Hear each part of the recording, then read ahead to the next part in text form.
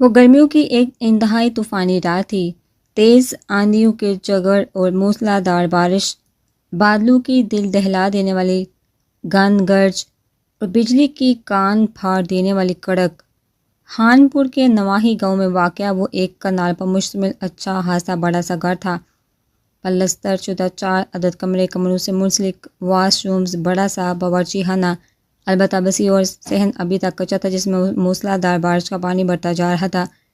ان دونوں میاں بیوی کی جنگ زوروں پر تھی۔ تم ابھی اسی وقت مجھے طلاق دے دو گھٹیا انسان، میں نے پتہ نہیں تمہارے ساتھ 3 سال کیسے گزار لیے۔ سعدیہ حلقے کے بل چلائی تھی۔ تجھے نہیں پتا لیکن مجھے پتا ہے حرفہ عورت کے وہ 3 سال کیسے گزارے ہیں تو نے، کیونکہ میں نے جیلا ہے تیرے جیسا جہنمی عذاب۔ شاہد کون سا کام تھا؟ وہ برآمدے کے ستون کے گرد دونوں ہاتھ باندھے اندر اور باہر دونوں طرف کی گند گرج سن رہی تھی۔ میں جہنمی ہوں تو تم کون سا روگ واسی ہو؟ اس دھرتی پر شیطان کا دوسرا روپ ہو تم۔ سعدیہ نے اپنے کپڑے، جوتے اور دیگر ساز و سامان بیگ میں بھرنا شروع کر دیا۔ آج آخری بار دیکھی ہے میں نے تیری کالی شکل، آج کے بعد میرے گھر کی طرف آئی تو ہاتھ پاؤں توڑ دوں گا تیرے۔ شاہد نے اس کا بیگ اٹھا کر باہر پانی بڑے صحن میں پھینکا تھا۔ دو مجھے طلاق، سعدیہ غراتے ہوئے اس کے پیچھے باہر آ گئی تھی۔ شاہد نے ایک لمحے میں اس پر 3 حرف بھیجے تھے۔ وہ ستون کے ساتھ کھڑی سہمی ہوئی نظروں سے ان دونوں کی طرف دیکھ رہی تھی۔ اپنی بیٹی کو بھی ساتھ لے کر جا، شاہد نے اسے بازو سے کھینچ کر سعدیہ کے پیچھے دھکیل دیا۔ یہ تمہارا بھی خون ہے خود غرض انسان۔ سعدیہ نے اسے واپس شاہد کی طرف دھکا دے دیا تھا۔ میں تیرے باپ کا نوکر نہیں ہوں جو تیری اس پیدا کردہ نحوست کو سنبھالتا پھروں۔ شاہد نے چیخا کہا، تمہارے بنا ہی پیدا نہیں کر دی میں نے یہ نحوست بےہود آدمی۔ سعدیہ نے اپنا بیگ اٹھا کر صحن میں کھڑی گاڑی کی ڈگی میں پھینکا تھا۔ میں اسے نہیں رکھوں گا۔ شاہد نے اسے دوبارہ صحن کی طرف دھکا دیا تھا۔ میری بلا سے نہ رکھو، سعدیہ نے نفرت سے کہتے ہوئے گاڑی سٹارٹ کر دی۔ وہ بلک بلک کر روتی ہوئی اس کی گاڑی کے پیچھے باہر تک آئی تھی۔ شاہد نے پیچھے سے زوردار آواز سے دروازہ بند کر دیا تھا۔ بادل یکدم گرجا تھا، ساتھ ہی بجلی کڑک کر پورا آسمان روشن کر گئی۔ ماں محفوظہ ہو کر چیخیں مارتی ہوئی سعدیہ کی گاڑی کے پیچھے بھاگی، لیکن فرعون کی فرعونیت کو بھی مات دیتی ہوئی اپنی گاڑی بھگا کر لے گئی۔ وہ الٹے قدموں واپس گھر کی طرف بھاگی، لیکن دروازہ بند۔ مسلسل شاہد کو آوازیں دیتے ہوئے اپنے ننھے ننھے ہاتھوں سے دروازہ بجا رہی تھی۔ بادل نہ جانے اسی کے غم میں اس قدر رو رہے تھے، بجلی نہ جانے اس کے دکھ پر اتنی قہر برسا رہی تھی۔ دروازہ بجاتے بجاتے وہ تھک گئی تو دیوار کے ساتھ ایک کونے میں سمٹ کر بیٹھ گئی۔ صبح کے قریب جا کر طوفان کا زور ٹوٹ گیا۔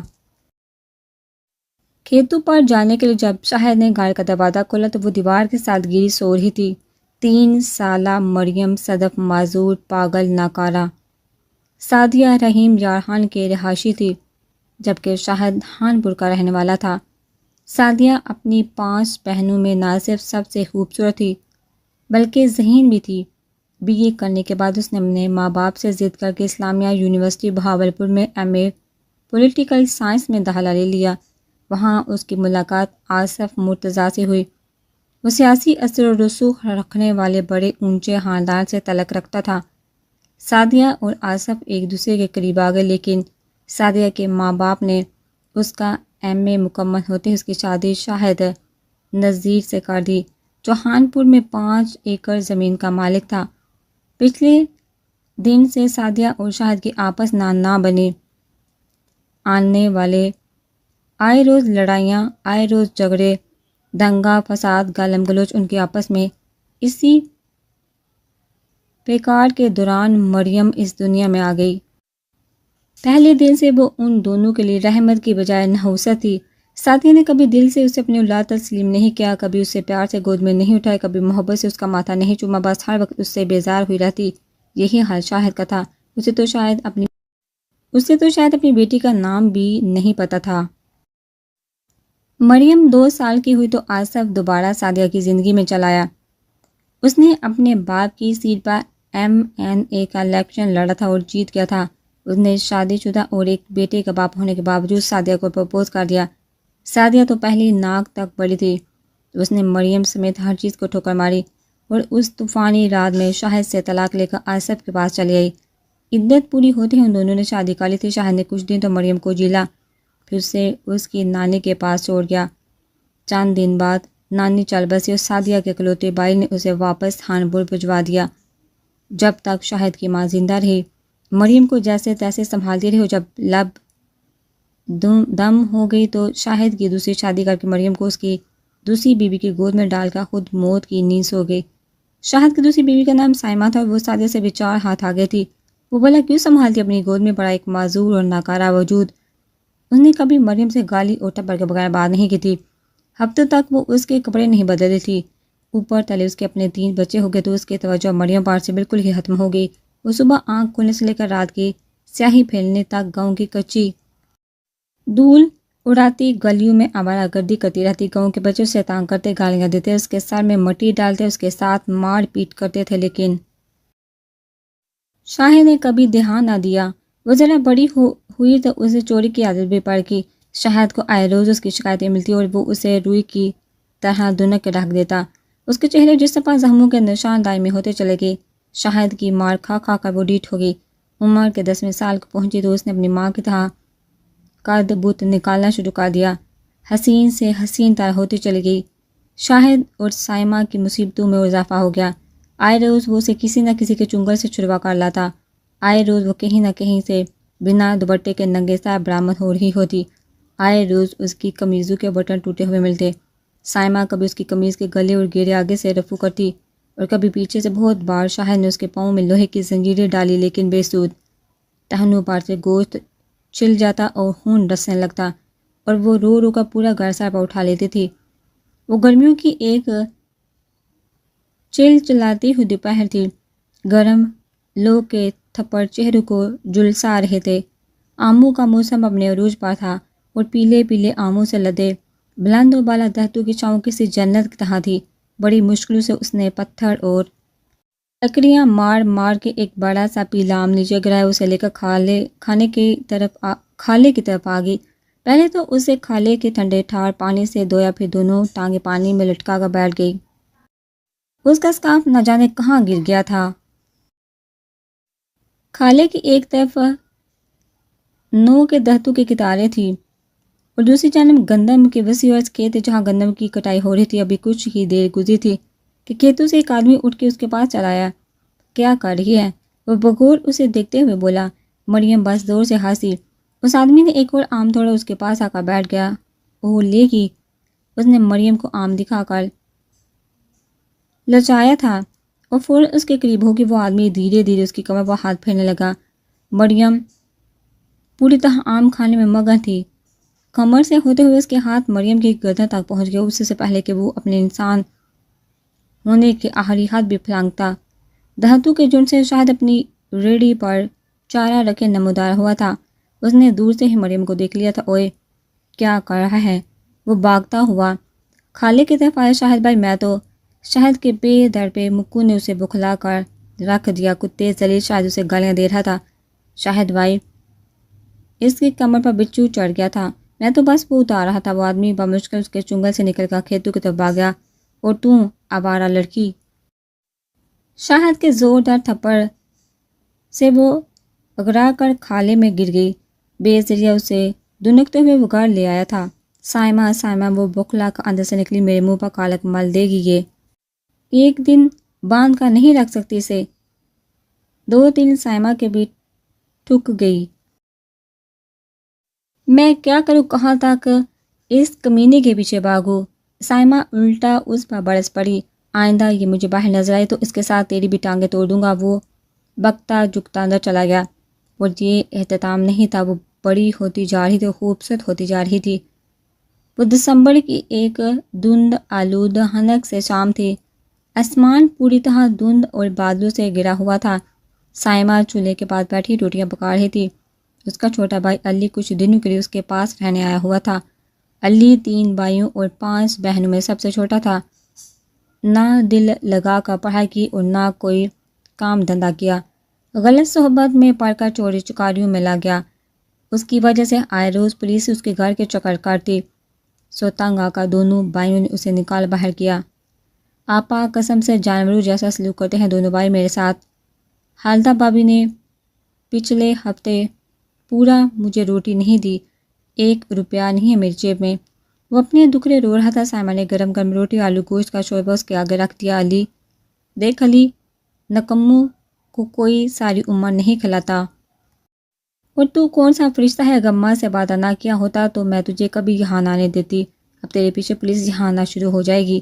سائمہ نے کہا تو آپا جیسے اسلم بھائی اور نواز بھائی نے مجھے گھر سے نکال دیا ویسے ہی تو بھی نکال دے۔ علی کو غصہ آ گیا۔ علی، اس گھر میں تیرا حصہ ہے، کیس کر اور اپنا حصہ مانگ۔ سائمہ نے اسے اکسایا، کیسے کر دوں کیس؟ شادی کا تو بنا نہیں ہے ابھی۔ علی طرح گیا، آج کل کیا کرتا ہے تو؟ سائمہ نے پوچھا۔ لیاقت پور کے ایک چودھری صاحب کے ہاں ان کی زمینوں کا حساب کتاب دیکھتا۔ اس نے فرد سے جھوٹ بولا۔ حساب کتاب؟ 5 جماعتیں پوری پڑھی نہیں تو نے اور تو حساب کتاب دیکھتا ہے؟ سائمہ کو اس پر بالکل یقین نہیں تھا۔ اس سے پہلے کہ علی کچھ کہتا بیرونی دروازہ زوردار آواز کے ساتھ کھلا اور شاہد مریم کو گردن سے جگڑے اندر داخل ہوا۔ اس کے ہاتھ میں ایک موٹی سی چھڑی تھی جسے وہ اسے جانوروں کی طرح مار رہا تھا۔ مریم کی چیخیں دل دہلا رہی تھی۔ اس کی قمیض جگہ جگہ سے پھٹی ہوئی تھی اور چہرے اور بازو پر جا بجا نیلے سرخ نشان پڑے ہوئے تھے۔ آج بھی وہ کسی کی ہوس کا نشانہ بنتے بنتے بچ گئی تھی۔ اس نحوست کو تو آج جڑ سے ہی ختم کر دوں گا میں۔ شاہد نے اسے صحن میں دھکا دے کر ایک طرف پڑی کلہاڑی اٹھائی۔ شاہد بھائی چھوڑیے چھوڑیے۔ علی اور سائمہ نے بمشکل کا ہاتھ روکا۔ یا میرے مولا، کن پاپوں کی سزا ہے؟ مرتی بھی نہیں ہے یہ اور جان چھوٹ جائے۔ اسے کوسنے دیتے ہوئے شاہد نے گردن سے پکڑا، گھسیٹتا ہوا چھت پر بنے مٹی اور گاڑی کے چھوٹے سے کمرے میں پھینک کر باہر سے کنڈی لگا دی۔ اسے کوئی باہر نہیں نکالے گا، نہ اسے کوئی روٹی دینی ہے، مر جانے دے اسے۔ سائمہ سے کہتے ہوئے وہ اندر چلا گیا تھا۔ پتہ نہیں عذاب کب جان چھوڑے گا ہماری۔ سائمہ ستی پڑی تھی۔ علی چپ چاپ روٹی کھانے لگا۔ پوری رات گزر گئی تھی، اگلا پورا دن بھی گزر گیا۔ وہ بھوک کی شدت سے مرنے والی ہو گئی۔ دروازہ بجا بجا کر اس نے پورا گھر سر پر اٹھا لیا تھا۔ اس کی دلدوز چیخیں پورے صحن میں گونجی تھی، آپا اسے روٹی تو دے دے، بھوک سے مر جائے گی۔ علی سے اس کا رونا برداشت نہیں ہو رہا تھا۔ مر جانے دے، جان چھوٹے۔ سائمہ پتھر ہو گئی۔ آپا کچھ تو خدا کا خوف کر، تیرے اپنے بچے بھی ہیں۔ علی کو اس پر ترس آ رہا تھا۔ سائمہ چپ چاپ اپنا کام کرتے رہی۔ آخر علی کی بات ہو گئی۔ وہ سیڑھیاں چڑھ کر اوپر آئے، دروازے کی کنڈی کھول دی۔ اسے دیکھا ایک دم چپ ہوئی تھی، جگہ جگہ سے پھٹے ہوئے کپڑے اور ان پر جا بجا لگا خون۔ وہ شاید سردی کی شدت سے ساری رات الٹیاں بھی کرتی رہی تھی۔ علی کو اس پر بے تحاشا ترس آیا۔ اسے لے کر نیچے آ گیا اور واش بیسن کے سامنے کھڑا کر کے اس کا ہاتھ منہ دھلوایا۔ آپا اس کے کپڑے بدلوا دے۔ اس نے سائمہ سے کہا تھا تجھے اس کی فکر کرنے کی کوئی ضرورت نہیں، اس کا باپ بھی زندہ ہے۔ سائمہ نے کہا ہاں دیکھا ہے میں نے اس کا باپ، جس نے مار مار کر اس کا یہ حال کر دیا، جسے احساس تک نہیں کہ اس کی بیٹی 2 دن سے بھوکی ہے۔ علی اس پر چڑھ دوڑا۔ سائمہ نے اسے گھوٹے ہوئے مریم کو کپڑے بدلوا دیے۔ علی نے پہلے تو نیچے سے ایک چارپائی لے جا کر اوپر کمرے میں بچھائی، پھر اس پر گدا ڈالا اور پھر مریم کو کمبل میں لپیٹ کر دوبارہ اوپر لے گیا۔ وہ تھر تھر کانپ رہی تھی۔ اسے بستر میں لٹا کر وہ دوبارہ نیچے آیا، کٹوری میں سالن ڈالا، چھابی میں روٹی رکھی اور ساتھ پانی کا گلاس لے کر اوپر آ گیا، لے کھا۔ اس نے کھانا مریم کے سامنے رکھتے ہوئے کہا۔ وہ پوری روٹی اٹھا کر دانتوں سے کترنا شروع ہو گئی۔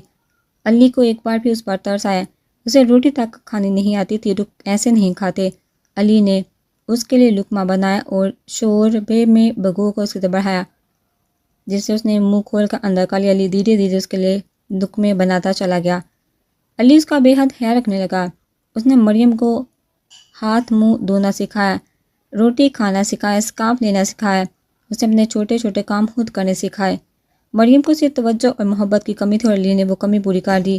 دھیرے دھیرے مریم اس کی طرف مائل ہوتی چلی گئی۔ وہ جو کہتا فوراً مان لیتی۔ وہ جیسے کہتا چپ چاپ سر جھکا دیتی اور جس کام سے روکتا اس کام سے رک جاتی۔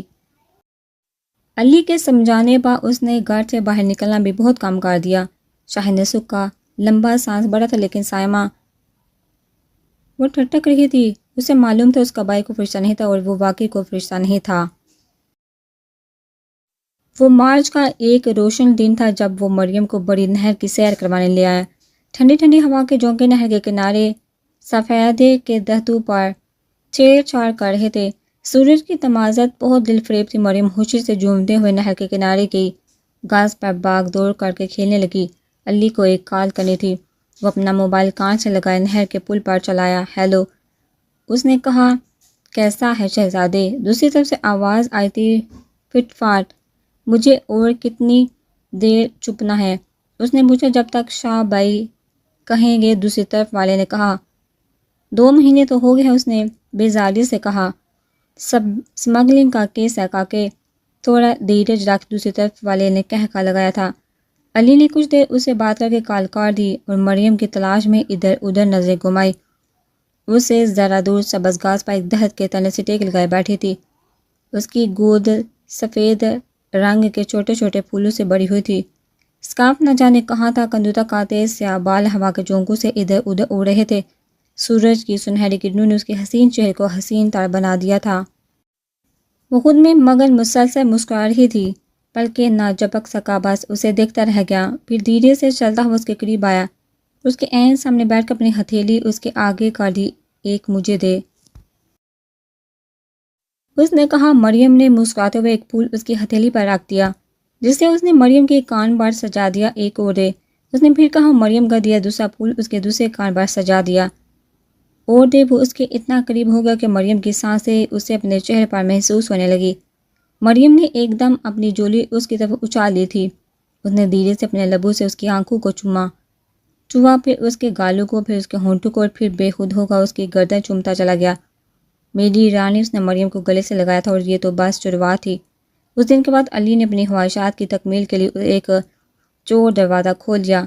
وہ مریم کے لیے انتہائی رحم دل اور مہربان ہوتا چلا کہ بس ایک سرخ گلاب، بس چاند چمکیلی چوڑیاں، بس ایک سستا سا ہار، بس روٹی کا ایک لقمہ، بس ایک بڑا سا کنو، بس ایک رنگ برنگی آئس کریم کون، بس تھوڑی سی مونگ پھلیاں، بس بڑی نہر کی سیریں، بس چاند سرگوشیاں جو اسے سمجھ بھی نہیں آتی تھی، اور وہ خوبصورت لفظ میری رانی، وہ اتنے میں ہی اپنا آپ اس کے حوالے کر دیتی۔ علی اسے گلے سے لگاتا، اس کے گال چومتا، اسے پیار کرتا، اس کے لیے مریم ایک جاگیر کی طرح ہو گئی تھی۔ سائمہ کی آنکھ کھل گئی، اس کا گلا خشک ہو رہا تھا۔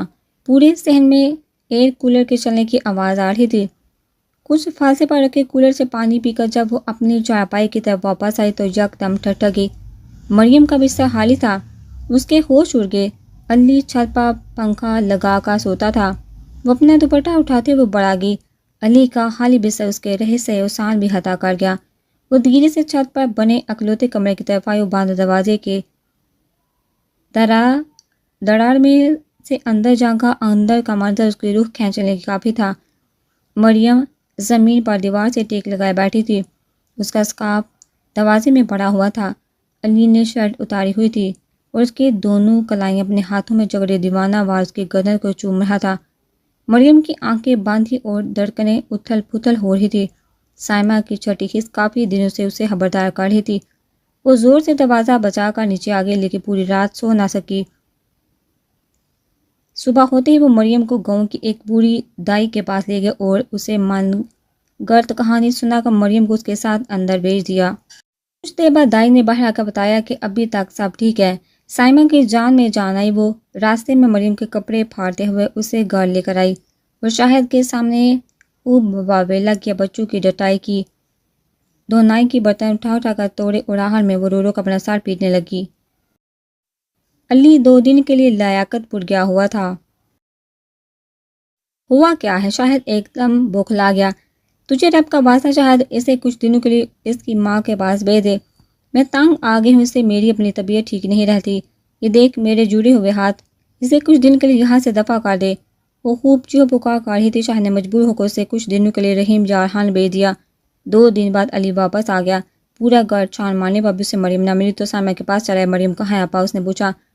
اسے اس کی ماں لے گئے ہیں، سائمہ نے اسپار لہجے میں کہا تو وہ حالی نظروں سے اوپر چھت پر بنے مٹی اور گاڑی کے چھوٹے سے کمرے کو دیکھتا رہ گیا۔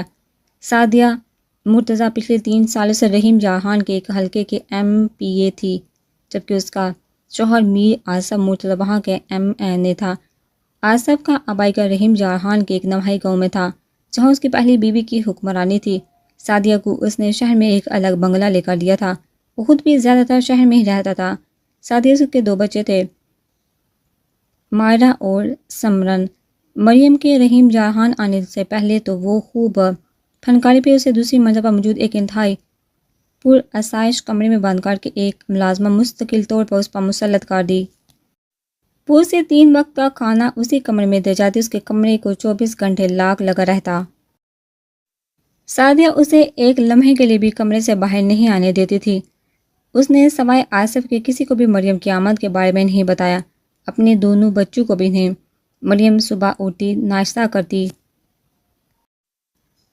پھر دیر تک ٹی وی دیکھتی رہتی، دوپہر کا کھانا کھاتی اور سو جاتی، شام کو اٹھتی اور پھر ٹی وی، رات کا کھانا اور پھر ٹی وی، اور ٹی وی دیکھتے دیکھتے ہی سو جاتی۔ سعدیہ اس کی شکل تک دیکھنے کی روادار نہ تھی، بس اسے ایک کمرے میں باندھ کر کے اپنے فرض سے سبکدوش ہو گئی تھی۔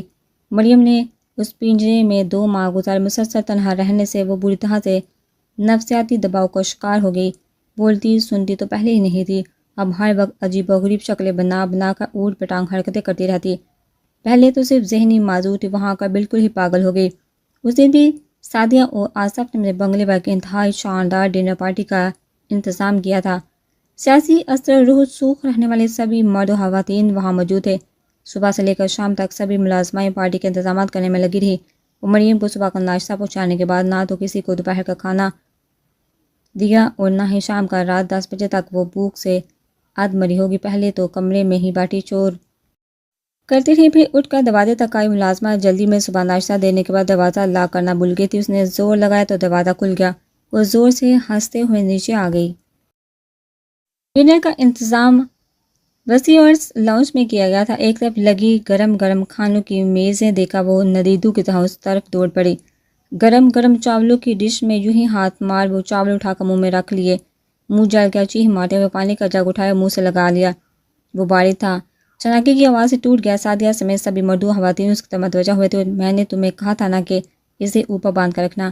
وہ ایک دم پاس کھڑی ملازمہ پر برس پڑی، جاؤ اسے اوپر لے جاؤ۔ ملازمہ سے کہتے ہوئے وہ پاس کھڑی خواتین کی طرف مڑی۔ میری ملازمہ کی بیٹی ہے یہ، معذور اور پاگل، مجھے کہتی ہے میڈم ساتھ لے آیا کرو، تو میں نے کہا کہ لے آیا کرو۔ زمانہ بھی تو بہت خراب ہے نا، جوان بیٹی کر اکیلی بھی نہیں چھوڑی جا سکتی۔ اس نے جلدی سے کہانی بنائی تھی اور کچھ دیر بعد غصے سے پھنکارتی ہوئی اوپر آ گئی۔ میں نے منع کیا تھا نا نیچے آنے سے۔ اس نے مریم کو ایک زناٹے دار تھپڑ سیدھ کیا تھا۔ کمرہ لاک کیوں نہیں کیا؟ ملازمہ کی بھی شامت آ گئی، اب اس کمرے سے باہر نہیں نکلی، باہر نکلی تو ٹانگیں توڑوں گی۔ سعدیہ نے پیدر پہ اسے 2-3 تھپڑ سیدھ کیے تھے۔ وہ بیچاری ڈر کے مارے بیٹھ کے نیچے چھپ گئی، اسے کچھ کھانے کو نہیں دینا، مرے بھوکے۔ نفرت سے کہتے ہوئے وہ نیچے آ گئی۔ اسی ہنگامے کے دوران وہ اپنی کتابیں اٹھانے اوپر آیا تھا۔ اس کے میٹرک کے پیپر ہونے والے تھے۔ ایک نظر سعدیہ اور مریم کو دیکھتا ہوا وہ اپنی کتاب لے کر نیچے چلا گیا، لیکن وہ 10-12 سالہ معصوم لڑکی کا چہرہ اس کے ذہن سے محو نہ ہوا۔ اور کچھ دیر بعد وہ اٹھ کر کچن میں آیا، ملازمہ سے کہہ کر کھانے کی ٹرے تیار کروائی، اسے لے کر اوپر آ گیا۔ تانبے کی باریک سی تار سے اس نے کمرے کا لاک کھول لیا تھا۔ وہ ابھی تک بیٹھ کے نیچے چھپی ہوئی تھی۔ اس نے ٹرے نیچے رکھتے ہوئے اسے آواز دی، باہر آؤ، لیکن وہ باہر نہیں نکلی۔ اس نے کھانے کی ٹرے بیٹھ کے پاس کر دی۔ مریم نے پورا ہاتھ باہر نکالا تھا، اس نے ٹرے واپس کھینچ لی، پہلے باہر آؤ۔ اس نے بیٹھ کے نیچے ہاتھ باہر، کچھ دیر بعد وہ باہر نکل آئی۔ رو رو کر اس کی آنکھیں سوج گئی تھی، ٹوٹے ہوئے جگ کا شیشہ لگنے سے انگلیوں سے خون رس رہا تھا۔ اس نے مریم کی انگلیاں دھو کر ان پر سنی پلاس لگایا، وہ خود کو لقمہ بنا کر اس کی طرف بڑھا دیا۔ لو کھاؤ، اس نے کہا۔ آلی، مریم ایک دم زور سے ہنسی تھی۔ کیا وہ سمجھ نہ سکا آلی؟ مریم یوں ہی ہنستے ہوئے دوبارہ بولی تھی، وہ اس بار بھی نہ سمجھ سکا۔ میرا نام ماہن ہے، تمہارا نام کیا؟ اس نے پوچھا، لیکن وہ بس دھیرے دھیرے مسکراتی رہی، بولی کچھ نہیں۔ وہ ایک لمبا سانس بڑا اٹھ کھڑا ہوا۔ وہ آسا مرتضیٰ کا پہلا بیٹا تھا، ماہن مرتضیٰ، لیکن 12 سال مریم کے لیے وہ ماہن نہیں تھا، اس کے لیے وہ آلی تھا، آلی جس نے اس کے لیے سب سے پہلے لقمہ بنایا تھا۔ صبح وہ ناشتہ کرنے کے لیے اپنے کمرے سے باہر نکلا تو ملازمہ مریم کا ناشتہ لے کر اوپر جا رہی تھی۔ رکو، ہم دونوں ایک ساتھ ناشتہ کریں گے۔ وہ سیڑھیاں چڑھ کر اوپر گیا اور مریم کا ہاتھ پکڑ کر نیچے ناشتے کی میز پر لے آیا۔ میڈم غصہ ہوں گی چھوٹے میل، ملازمہ ڈر رہی تھی۔ سعدیہ ابھی تک نہیں اٹھی تھی۔ تم کہہ دینا اسے میں نے کمرے سے نکالا ہے۔ ماہر نے کندھے اچکا دیے، ناشتے سے فارغ ہو کر وہ اسے اپنے کمرے میں لے آیا۔ تمہیں پڑھنا آتا ہے؟ اس نے پوچھا۔ مریم چپ۔ لکھنا آتا ہے؟ اس نے پھر پوچھا۔ مریم اس بار بھی چپ۔ میں تھوڑا سا پڑھ لوں، پھر ہم دونوں باہر ہو کر آتے ہیں، انہوں نے کہا۔ نہ جانے مریم کی سمجھ آئی کہ نہیں، وہ بس چپ چاپ بیٹھی اس کی کتابوں، رجسٹروں اور پینسلوں کو چھیڑتی رہی۔ وہ 5 سال کا تھا جب اس کے باپ نے سعدیہ سے دوسری شادی کر لی تھی۔ اس کی ماں شوہر کی دوسری شادی کے بعد جیسے دنیا سے ہی بیزار ہو گئی، ہر وقت کمرے میں بند ہوئی رہتی۔ وہ حویلی کی ملازموں کے ہاتھوں میں ہی پلا بڑا۔ 10 سال کا ہوا تو آصف اسے شہر لے آیا۔ بہت کم گو تھا، بس اپنے کام سے کام رکھتا۔ پچھلے 5 سالوں میں اس نے سعدیہ سے کوئی 5 دفعہ ہی بات کی ہوگی۔ مائرہ اور سمرن سے بھی اس کی زیادہ نہیں بنتی تھی۔ پڑھائی سے فارغ ہو کر وہ اسے باہر گھمانے کے لیے لے گیا تھا۔ سعدیہ کے کانوں تک بات پہنچ گئی اور اس نے رات کو اس سے روئی کی طرح دھن کے رکھ دیا۔ سعدیہ کہیں جانے کے لیے تیار ہو رہی جب اس کے کمرے کا دروازہ بجا کر اندر داخل ہو گیا۔ سعدیہ نے اجنبی سے اس کی طرف دیکھا تھا۔ یہ لڑکی کون ہے؟ اس نے پوچھا۔ مریم، سعدیہ نے جواب دیا۔ وہ بولتی کیوں نہیں؟ اس نے پھر پوچھا۔ وہ پیدائشی معذور ہے، نہ سن سکتی ہے نہ بول سکتی ہے، رات کو دیکھ بھی نہیں سکتی، اب نارمل بھی ہے، mentally differ and dump. Sadia نے کہا۔ وہ یہاں کیوں آئی ہے؟ اس نے ایک اور سوال کر دیا۔ سنو، وہ یہاں صرف چند ماہ کے لیے آئی ہے، ہمیشہ کے لیے نہیں، جلدی ہی واپس چلی جائے گی۔ سعدیہ نے بڑے دھیمے لہجے میں کہا تھا۔ وہ آپ کی کیا لگتی ہے؟ مہان کے سوال ختم نہیں ہو رہے تھے۔ تمہیں سے کوئی مسئلہ ہے؟ سعدیہ طرح کی نہیں، لیکن آپ کو سے بہت مسئلے ہیں۔ اگر آپ کو اتنی ہی ناقابل برداشت ہے تو اسے یہاں لے کر ہی کیوں آئی ہیں؟ وہ کہتا چلا گیا۔ اور وہ میری بیٹی ہے۔ سعدیہ نے ایک لمبا سانس بھرتے ہوئے کہا۔ اور علی کون ہے؟ اس نے پوچھا۔ پتہ نہیں، سعدیہ نے کہا۔ وہ سر جھکاتے ہوئے واپس آ گیا۔ کچھ دنوں کے اندر اندر وہ مریم کو ایک دوست کی مانند محسوس کرنے لگا۔ حالانکہ وہ بہت باتونی نہیں تھا، لیکن مریم کے ساتھ بیٹھ کر وہ نہ جانے کیا کیا بولتا رہتا۔ کبھی وہ سن کر چپ ہو جاتی، کبھی مسکرا دیتی، کبھی عجیب سی زبان میں کچھ کہہ دیتی جو مہان کے سمجھ سے باہر ہوتا۔ ہر دوسرے دن وہ اسے کہیں نہ کہیں سیر کروانے لے جاتا۔ مریم بھی آہستہ آہستہ اسے بہت مانوس ہو گئی تھی۔ اس دن مہان کی سالگرہ تھی۔ وہ پورے 15 سال کا ہو گیا تھا۔ اپنی سالگرہ مریم کے ساتھ منانے کے لیے وہ کیک، موم بتیاں اور اس کے لیے ایک چھوٹا سا گفٹ بھی پیک کروا کر لایا تھا۔ مریم کے کمرے میں آ کر اس نے کیک پر موم بتیاں لگائیں اور انہیں روشن کر دیا۔ آج میری سالگرہ ہے، ہم دونوں مل کر کیک کاٹتے ہیں۔ مہان بہت خوش تھا۔ چلو موم بتیاں بجھاؤ۔ اس نے ایک موم بتی بجھاتے ہوئے مریم سے کہا۔ اس نے ہنستے ہوئے زور سے پھونک مار کر ساری موم بتیاں بجھا دی۔ مہان نے اس کے ہاتھ میں چھری پکڑا، اس کا ہاتھ اپنے ہاتھوں میں لے کر کیک کاٹ دیا۔ منہ کھولے اس نے کیک کا ٹکڑا اس کے منہ میں ڈالا تھا۔ مجھے پتا تھا تم میرے لیے گفٹ نہیں خرید سکتے، اس لیے میں تمہارے لیے گفٹ لے کر آیا ہوں۔ اس نے ڈبہ مریم کی طرف بڑھا دیا، جسے اس نے ہنستے ہوئے بری طرح پھاڑ کر کھول لیا۔ وہ ایک بہت خوبصورت نیکلس تھا، لاؤ میں پہناؤں۔ مہان نے اس کے ہاتھ سے نیکلس لیتے ہوئے اس کی گردن میں سجا دیا۔ وہ تالیاں بجا کر مسکرا دی۔ کاش تمہیں بتاتا ہو کہ تم کتنی خوبصورت ہو، اسے دیکھتے ہوئے بولا تھا، اس سے پہلے کہ کچھ اور کہتا۔ مریم نے دھیرے سے اپنی قمیض کے اوپر والے 2-3 بٹن کھولے، اس کا گال چومتے ہوئے اس کے گلے لگ گئی۔ مہان سن رہا ہے کہ علی، وہ اس کے کانوں میں سرگوشیاں کرتی رہی۔ اسے تحفے کے بدلے یوں ہی تحفہ دینا آتا تھا، کیونکہ اسے یہی سکھایا گیا تھا۔ مہان کے نیکلس کے بدلے اس نے اسے اپنا پیش کر دیا تھا، کیونکہ اس نے یہی سیکھا تھا۔ تم نے یہ سب کہاں سے سیکھا؟ مہان نے دم بہت ہوتے ہوئے اسے خود سے الگ کیا، اس کے بٹن بند کر لیے۔ میں اس سے کیسے پوچھوں؟ وہ اس کے مسکراتے چہرے کی طرف دیکھتے ہوئے پوچھ رہا تھا۔ علی کون ہے؟ اس نے مریم کے نیکلس چھوتے ہوئے اشاروں سے پوچھا۔ علی میم، علی۔ وہ مسکراتے ہوئے اپنی انگلیاں اپنے گالوں، ہونٹوں اور جسم کے مختلف حصوں پر رکھ رہی تھی، لمبے لمبے سانس بڑھ رہی تھی، ہاتھوں سے اشارہ کر رہی تھی۔ مہان منہ کھولے اسے دیکھتا رہ گیا۔ وہ نہ جانے کس کی خواہشات اور ہوس کی تسکین کا ذریعہ بنتی رہی تھی۔ اس کا دل دکھ سے بھر گیا، اور وہ ابھی صرف 12 سال کی تھی۔ اس نے رفتہ رفتہ مریم کا کمرہ چھوٹے بڑے لاتعداد تحائف سے بھر دیا۔ ہر بار اسے تحفہ لینے کے بعد وہ صرف ایک لفظ کہتی، علی۔ مہان نے اسے بہت توجہ دی، اس کا بہت خیر کہا، اسے بہت محبت کی۔ وہ دن بدن اور نکھرتی چلی گئی اور حسین ہوتی چلی گئی۔ اس دن بھی وہ اسے شاپنگ کروانے لے گیا۔ رنگ برنگے کپڑے اور جوتے دے کر مریم کی خوشی کا کوئی ٹھکانہ نہیں تھا۔ شاپنگ کے بعد ان دونوں نے ڈنر کیا اور رات 11 بجے گھر واپس آئے۔ مریم کو سعدیہ جب وہ اندر داخل ہوا تو سعدیہ اور اس کے دونوں بچے ڈنر کر رہے تھے۔ سعدیہ ان دونوں کو ایک ساتھ اندر دیکھ کر ٹھٹکی۔ وہ ایک دم ان دونوں کی طرف آئی تھی۔ یہ ہو کیا رہا ہے؟ اس نے پی ہم شاپنگ اور ڈنر کر کے آئے ہیں، مہان نے کہا۔ سعدیہ نے قہر برساتی نظروں سے مریم کو گھورا۔ اس نے خوفزدہ ہو کر مہان کے ہاتھوں سے اپنا ہاتھ چھڑوایا۔ مہان نے ایک نظر سعدیہ کی طرف دیکھتے ہوئے بڑے حق سے اپنا بازو مریم کے کندھوں کے گرد لپیٹ کر اسے اپنے ساتھ لگایا تھا۔ میری بات سنو مہان، یہ تمہارے لیے نہیں ہے، یہ صرف چند دنوں کے مہمان ہیں۔ میں کل اسے واپس بھجوا دوں گی۔ سعدیہ نے کہا میں اسے دوبارہ لے آؤں گا۔ ماہن مسکرا کر بولا تمہیں ہو کیا گیا ہے؟ سعدیہ تڑھی مجھے اس سے پیار ہو گیا ہے۔ ماہن نے دہل کر کہا سعدیہ دم بہت رہ گئی، شروع دن سے میرے لیے عذاب ہے یہ لڑکی۔ سعدیہ نے اسے بازو سے پکڑ کر کھینچتے ہوئے پرسد کیا تھا آئندہ آپ نے اسے چھوا بھی تو مجھ سے برا کوئی نہیں ہوگا۔ ماہن کو قہر چڑھ گیا، میں کل اسے لے کر گاؤں جا رہا ہوں اور پرسوں اس سے شادی کر لوں گا۔ اس نے سعدیہ کے سر پر دھماکہ کیا تھا۔ شادی؟ تم ابھی سے 15 سال کے ہو ڈیئر۔ سعدیہ تن سے ہنسی تھی۔ میرے ڈیڈ کی شادی بھی 15 سال کی عمر میں ہی ہوئی تھی ڈیئر۔ ماہن اسی کے انداز میں کہتا ہوا مریم کا ہاتھ پکڑ کر اوپر چلا گیا تھا۔ وہ اسے اپنے گاؤں لے آیا۔ وہ بہت خوش تھا۔ وہ صبح سویرے مریم ہاتھ تھامے شنالے کے سرسبز کھیتوں میں ننگے پاؤں چلتے ہوئے بہت خوش تھا۔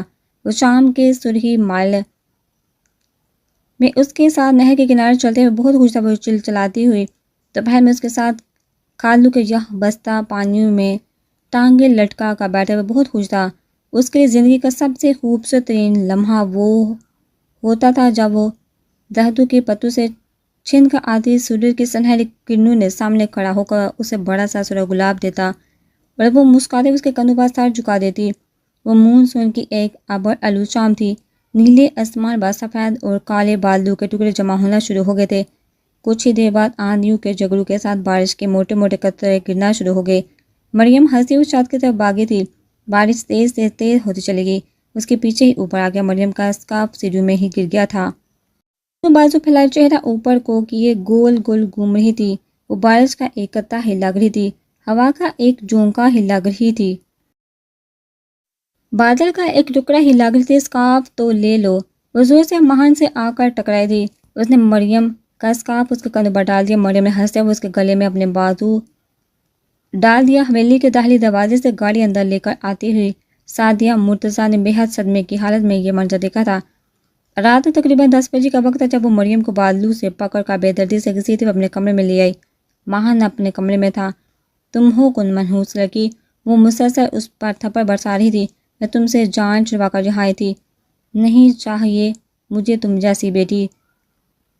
وہ داڑ رہی تھی۔ مریم نے رونا شروع کر دیا۔ ایک لمحہ بھی وہ برداشت نہیں کر سکتی تھی۔ دفع ہو جو اپنے باپ کے پاس۔ سعدیہ نے اسے بالوں سے پکڑ کر دروازے کی طرف دھکا دیا۔ وہ بری طرح سے اندر آتے ماہن سے ٹکرائی۔ اس نے قہر بار نظر سے سعدیہ کی طرف دیکھا۔ مریم تھر تھر کانپتے ہوئے ماہن کے پیچھے چھپ گئی۔ تمہاری جرأت کیسے ہوئی اسے ہاتھ لگانے کی؟ وہ برس پڑا۔ یہ میری بیٹی ہے، میں چاہے اسے زندہ درگور کر دوں۔ تم کون ہوتے مجھ سے سوال کرنے والے؟ سعدیہ گھبرا کر بولی۔ ٹھیک ہے سعدیہ میڈم، آج یہ تمہاری بیٹی ہے نا، کل یہ میری بیوی ہوگی، پھر میں دیکھوں گا تم اسے کیسے ہاتھ لگاؤ گی۔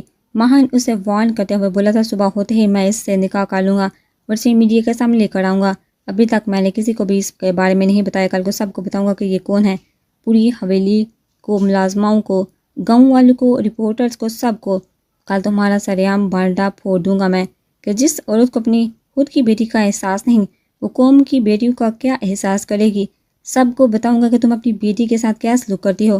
سریعام تمہارا تماشا بناؤں گا، پھر دیکھوں گا کہ آنے والے الیکشن میں تمہیں کون ووٹ دے گا۔ ماہن کہتا چلا گیا تھا۔ سعدیہ بے بس ہو کر اسے دیکھتے رہ گئی۔ اسی رات اس نے کال کر کے میر آصف کو گاؤں بلوا لیا تھا۔ آصف پلیز، میں دوبارہ اپنی پہلی زندگی میں واپس نہیں جانا چاہتی۔ میں دوبارہ اس گند اور کیچڑ میں نہیں لترنا چاہتی۔ تمہیں خدا کا واسطہ، میں اپنی بیٹی نہیں کہنا چاہتی۔ سعدیہ اس کے آگے رو پڑی تھی۔ تو اسے واپس بھجوا دو۔ آصف نے کہا تمہارا بیٹا اسے واپس لے آئے گا، وہ اس سے پیار کرنے لگے ہیں۔ سعدیہ نے کہا تو اسے کسی پاگل خانے بھجوا دو، کسی یتیم خانے یا کسی دارالمان۔ آصف نے کہا آصف وہ اسے کہیں سے بھی ڈھونڈ لے گا اور وہ لا کر میڈیا کے سامنے کھڑا کر دے گا، میری ساری عزت شہرت ساکھ برباد ہو جائے گی۔ سعدیہ بہت ڈر گئی تھی۔ تو پھر میں کیا کروں؟ آصف نے کہا اسے ختم کروا دو۔ آصف حیران رہا کہ وہ تمہارا خون ہے سعدیہ۔ اسے یقین نہ آیا، نہیں ہے وہ میرا خون مائرہ اور سمرن ہے بس۔ سعدیہ صفاقی کی انتہاؤں پر تھی۔ آصف خاموش ہو گیا۔ وہ اگلی صبح سورج نکلنے سے پہلے اس کے گارڈز مریم کو گاڑی میں ڈال کر اس کے ڈیرے پر لے آئے تھے۔ انہیں پوری حویلی چھان ماری، مریم کہیں بھی نہیں تھی۔ تھک ہا کر اس نے ایک ملازمہ سے اس کے بارے میں پوچھا. اس نے ڈرتے ڈرتے اسے بتایا کہ مریم کو بڑے صاحب کے آدمی ڈیرے پر لے گئے ہیں. ماہن کے ہوش گم ہو گئے. طوفانی رفتار سے گراج میں کھڑی آصف کی جیپ دوڑاتا ہوا وہ ڈیرے پر پہنچا تھا. آصف سے کہو یہاں سے دفع ہو جائے. سعدیہ بھی وہیں موجود تھی. مریم کہاں ہے؟ اس کی سنی انسنی کرتے ہوئے اندر آگے. مریم کے ہاتھ پاؤں بندھے ہوئے تھے. وہ منہ پر کپڑا بندھا ہوا تھا. وہ دیوار کے ساتھ زمین پر گری پڑی تھی. ماہن کو لگا جیسے کسی نے اس کی روح کھینچ لی ہو. وہ اس کی طرف بھاگا لیکن آصف نے اس کا بازو پکڑ لیا. ماہن رک جاؤ. آصف نے کہا بابا میں اس سے پیار کرتا ہوں. ماہن بے بس تھا. میری بات سنو ماہن، تم ایک پرفیکٹ لڑکے ہو. اپنی آنے والی زندگی میں یقیناً اس جیسی اب نارمل لڑکی کو ڈیزرو نہیں کرتے. سو بھول جو اسے. سعدیہ نے اسے کہتے ہوئے اپنے گارڈ کو اشارہ کیا تھا. ڈیڈ آپ کو خدا کا واسطہ بہت معصوم ہے. میں قسم کھا کر کہتا ہوں کہ آئندہ کبھی اس کا نام بھی نہیں لوں گا، کبھی اس سے نہیں ملوں گا. بابا میں آپ سے وعدہ کرتا ہوں کہ میں اس سے کبھی شادی نہیں کروں گا، لیکن پلیز اس سے چھوڑ دے. ماہن منتوں پر اتر آئے. خدا کے لیے اس پر رحم کھاؤ. یہ تمہاری بیٹی ہے، تمہارا خون. اسے قتل تو نہ کرواؤ. وہ سعدیہ کی طرف مڑا. میں کسی کو اس کے بارے میں نہیں بتاؤں گا. میں سمجھوں گا کہ میں کبھی اسے ملا ہی نہیں. میں وعدہ کرتا ہوں کہ اسے بھول جاؤں گا. بس اسے زندہ چھوڑ دو. وہ گر رہا تھا. سعدیہ اسے واپس بے دو. آصف کو اس پر ترس آ گیا. نہیں ڈیڈ، خدا کے لیے اسے واپس مت بھیجیے. اسے کہیں اور بھجوا دیجیے، کسی یتیم خانے دارالمان کہیں بھی، لیکن اسے واپس اس جہنم میں نہ بھیجیے. ڈیڈ آپ نہیں جانتے وہاں اس کے ساتھ کیسا سلوک ہوتا ہے. Please dead. ماہن ہاتھ جوڑ کر رو پڑا. دیکھو ماہن، تمہارے سامنے دو آپشنس ہیں. یا تو میں اسے واپس بھجوا دوں یا پی ختم کروا دوں. سعدیہ نے صفاقی سے کہا. ماہن سن رہ گیا تو وہ تمہاری بیٹی ہے. وہ بھی سے 12 سال کے وہاں نہ جانے کون کون سی اپنی خواہش کی تکمیل کا ذریعہ بناتا ہے. اس پر رحم کرو. ماہن نے آخری کوشش کی لیکن سعدیہ کو اس لمحے سب کچھ چاہیے تھا. عزت، شہرت، دولت، اختیار، مرتبہ، سب کچھ اگر نہیں چاہیے تھا تو وہ مریم نہیں چاہیے تھی. کوئی ایک آپشن چن لو ماہن، سعدیہ نے آخری بار کہا تھا. اس نے ایک نظر مریم کی طرف دیکھا. وہ کیسے اس کی موت چن لیتا، کیسے کہہ دیتا کہ اسے مار دو. نہیں کہہ سکا. اسے واپس بھیج دے. یہی کہہ سکا اسے واپس بھیج دے. اس نے سر جھکاتے ہوئے مریم کی تباہی چن لی، اس کی رسوائی چن لی، اس کے لیے موت کی بجائے ظلم چن لیا. اسے ہانپور چھوڑا. سعدیہ نے گارڈ سے کہا تھا میری ایک بات کان کھل کر سن لو. اگر تم نے بھولے سے بھی ہانپور میں قدم رکھا تو اس کی لاش تمہارے استقبال کرے گی. سعدیہ نے انتہائی سرد لہجے میں کہا تھا. وہ بس نم آنکھوں سے اسے دور جاتے ہوئے دیکھتا رہا اور وہ چلی گئی ہمیشہ کے لیے. وہ آج 2 ماہ بعد سعدیہ سے ملنے آیا تھا. مریم کو رحیم جہان گئے ہوئے 4 ماہ ہو گئے تھے. اس کے جانے کے کچھ دن بعد ہی وہ بھی لیاقت پور چلا گیا تھا. 15-20 دن بعد ہانپور چکر لگا لیا کرتا تھا. وہ بھی گرمیوں کی ایک چل چلاتی ہوئی دوپہر جب وہ ہانپور چلایا. تمہاری اماں کہاں ہے؟ اس نے صحن میں کھلتی سائمہ کی دونوں بیٹیوں سے پوچھا تھا. ماں کسی کے گھر گئی ہیں، ان میں سے ایک نے کہا. وہ سر ہلاتے ہوئے کچن میں آئے. کولر سے ٹھنڈا ٹھار پانی پیا اور برآمدے میں پڑی چارپائی اٹھا کر اوپر چھت پر لے آیا. ارادہ تھا کہ کچھ دیر سونے کا. چھت پر بنے اس اکلوتے ڈبے نما کمرے کا دروازہ کھلا ہی تھا. وہ چارپائی لے کر اندر آ گیا. مریم اس کے لبوں سے سرگوشی نکلی تھی. وہ کمرے کی دیوار کے ساتھ بیٹھی کسی کھیل میں لگی ہوئی تھی. آلی، مریم نے اسے دیکھ کر کہکا لگایا تھا. وہ اسے پہچان گئی تھی. او میری رانی، میں نے کتنا یاد کیا تجھے. علی کا دل یکدم خوشی سے بڑھ گیا. اس نے پڑتے جذبات میں آ کر زور سے مریم کو گلے سے لگایا. کہاں چلی گئی تھی تو؟ اس کے گالوں کو چومتا رہا تھا. میری رانی بس اب کہیں نہیں جانے دوں گا تجھے میں. اسے گلے سے لگائے اس کے بالوں میں انگلیاں پھیرتے ہوئے کہہ رہا تھا. اسے اندازہ ہو گیا تھا کہ سائمہ اور شاہد نے مریم کو رحیم جارحان ایسے ہی نہیں بھیجا تھا. انہیں کچھ تو پتہ چلا تھا، کچھ ایسا جو بہت غلط تھا، اور اب اسے اس غلط کو ٹھیک کرنا تھا. چند دن بعد وہ دوبارہ ہانپور آیا تو ایک لڑکی اس کے ساتھ ہی. کہ کون ہے علی؟ سائمہ ٹھٹک گئی. کہ میری بیوی ہے ابا، ہم دونوں نے کورٹ میرج کی ہے. علی نے بتایا. سائمہ کو اس لڑکی کی عمر کافی زیادہ لگی. تیرا تو شناختی کارڈ بھی نہیں، ورنہ بھی پھر کورٹ میرج کیسے کری؟ سائمہ کا ماتھا ٹھٹک رہا تھا. او یہ پاکستان ہے ابا، یہاں سب کچھ چلتا ہے. میں نے لیاقت پور میں ایک کرائے کا مکان بھی لے لیا ہے، تو کسی دن ضرور آنا. وہ سائمہ کو پرتہم مطمئن کرنے کی کوشش کر رہا تھا. 2-3 دن بعد سائمہ اس سے ملنے لیاقت پور چلی گئی تھی. علی نہ صرف اسے اپنا گھر دکھایا بلکہ اسے دوپہر کا کھانا بھی کھلایا. ان دونوں کا سلوک دیکھ کر سائمہ کافی حد تک مطمئن ہو گئی تھی. بس تھوڑی دیر. وہ اپنی شرٹ اتارتے ہوئے اس پر حاوی ہو گیا. ایک ہاتھ مضبوطی سے اس کے مبارک کے، دوسرے ہاتھ سے اس کے بازو جگڑ اپنے نفس کی تسکین کرنا چلا گیا۔ 12 سال مریم پسینے سے شرابور ہو گئی تھی، آنکھیں پانیوں سے بڑھ گئی تھی، کلائیاں نیلی ہو رہی تھی، سانسیں ٹوٹنے لگی تھی۔ وہ تڑپ تڑپ کر ٹھنڈی ہو گئی۔ اپنی پیاس بجھا کر علی نے اس کے لبوں سے ہاتھ ہٹایا تھا۔ میری رانی، اس نے بڑی محبت سے اس کا ٹوٹا بکھرا وجود اپنے گوش میں بھر لیا، اور یہ اہتمام نہیں تھا۔ رفتہ رفتہ اس نے دن کے بجائے رات کو آنا شروع کر دیا۔ مریم اس کے لیے ایک حق کی طرح ہو گئی۔ اس کے چھوٹے بڑے تحفوں کے بدلے پوری پوری رات وہ اس کی ہوتی، وہ اسے پیار کرتا، باہوں میں بڑھتا، اپنی پیاس بجھاتا۔ وہ اس کی ہر قسم کی خواہشات کی تسکین کے لیے کافی تھی۔ وہ بھی ساون کا ایک حبس زدہ دن تھا جب وہ ظہر کے بعد سائمہ سے ملنے چلا آیا۔ سائمہ سے ملے اسے 20 دن ہو گئے تھے۔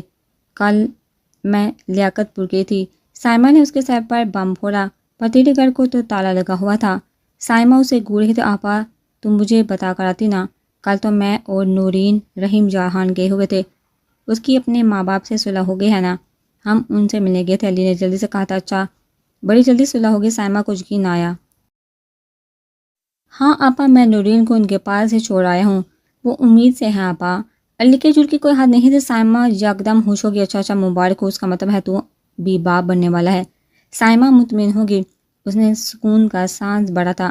مریم کہاں ہے؟ اس نے پوچھا۔ اوپر ہے، 2 دن ہو گئے اس کا تاپ ہی نہیں اترا، الٹیاں ہی کرتی رہتی ہے۔ سائمہ ایک دم بیزار ہو بولی۔ علی ٹھٹک گیا۔ میں اکیلی کس طرف ہوا کروں؟ وہ بڑبڑاتے ہوئے جا رہی تھی۔ علی چپ چاپ ابھر گیا۔ مریم نے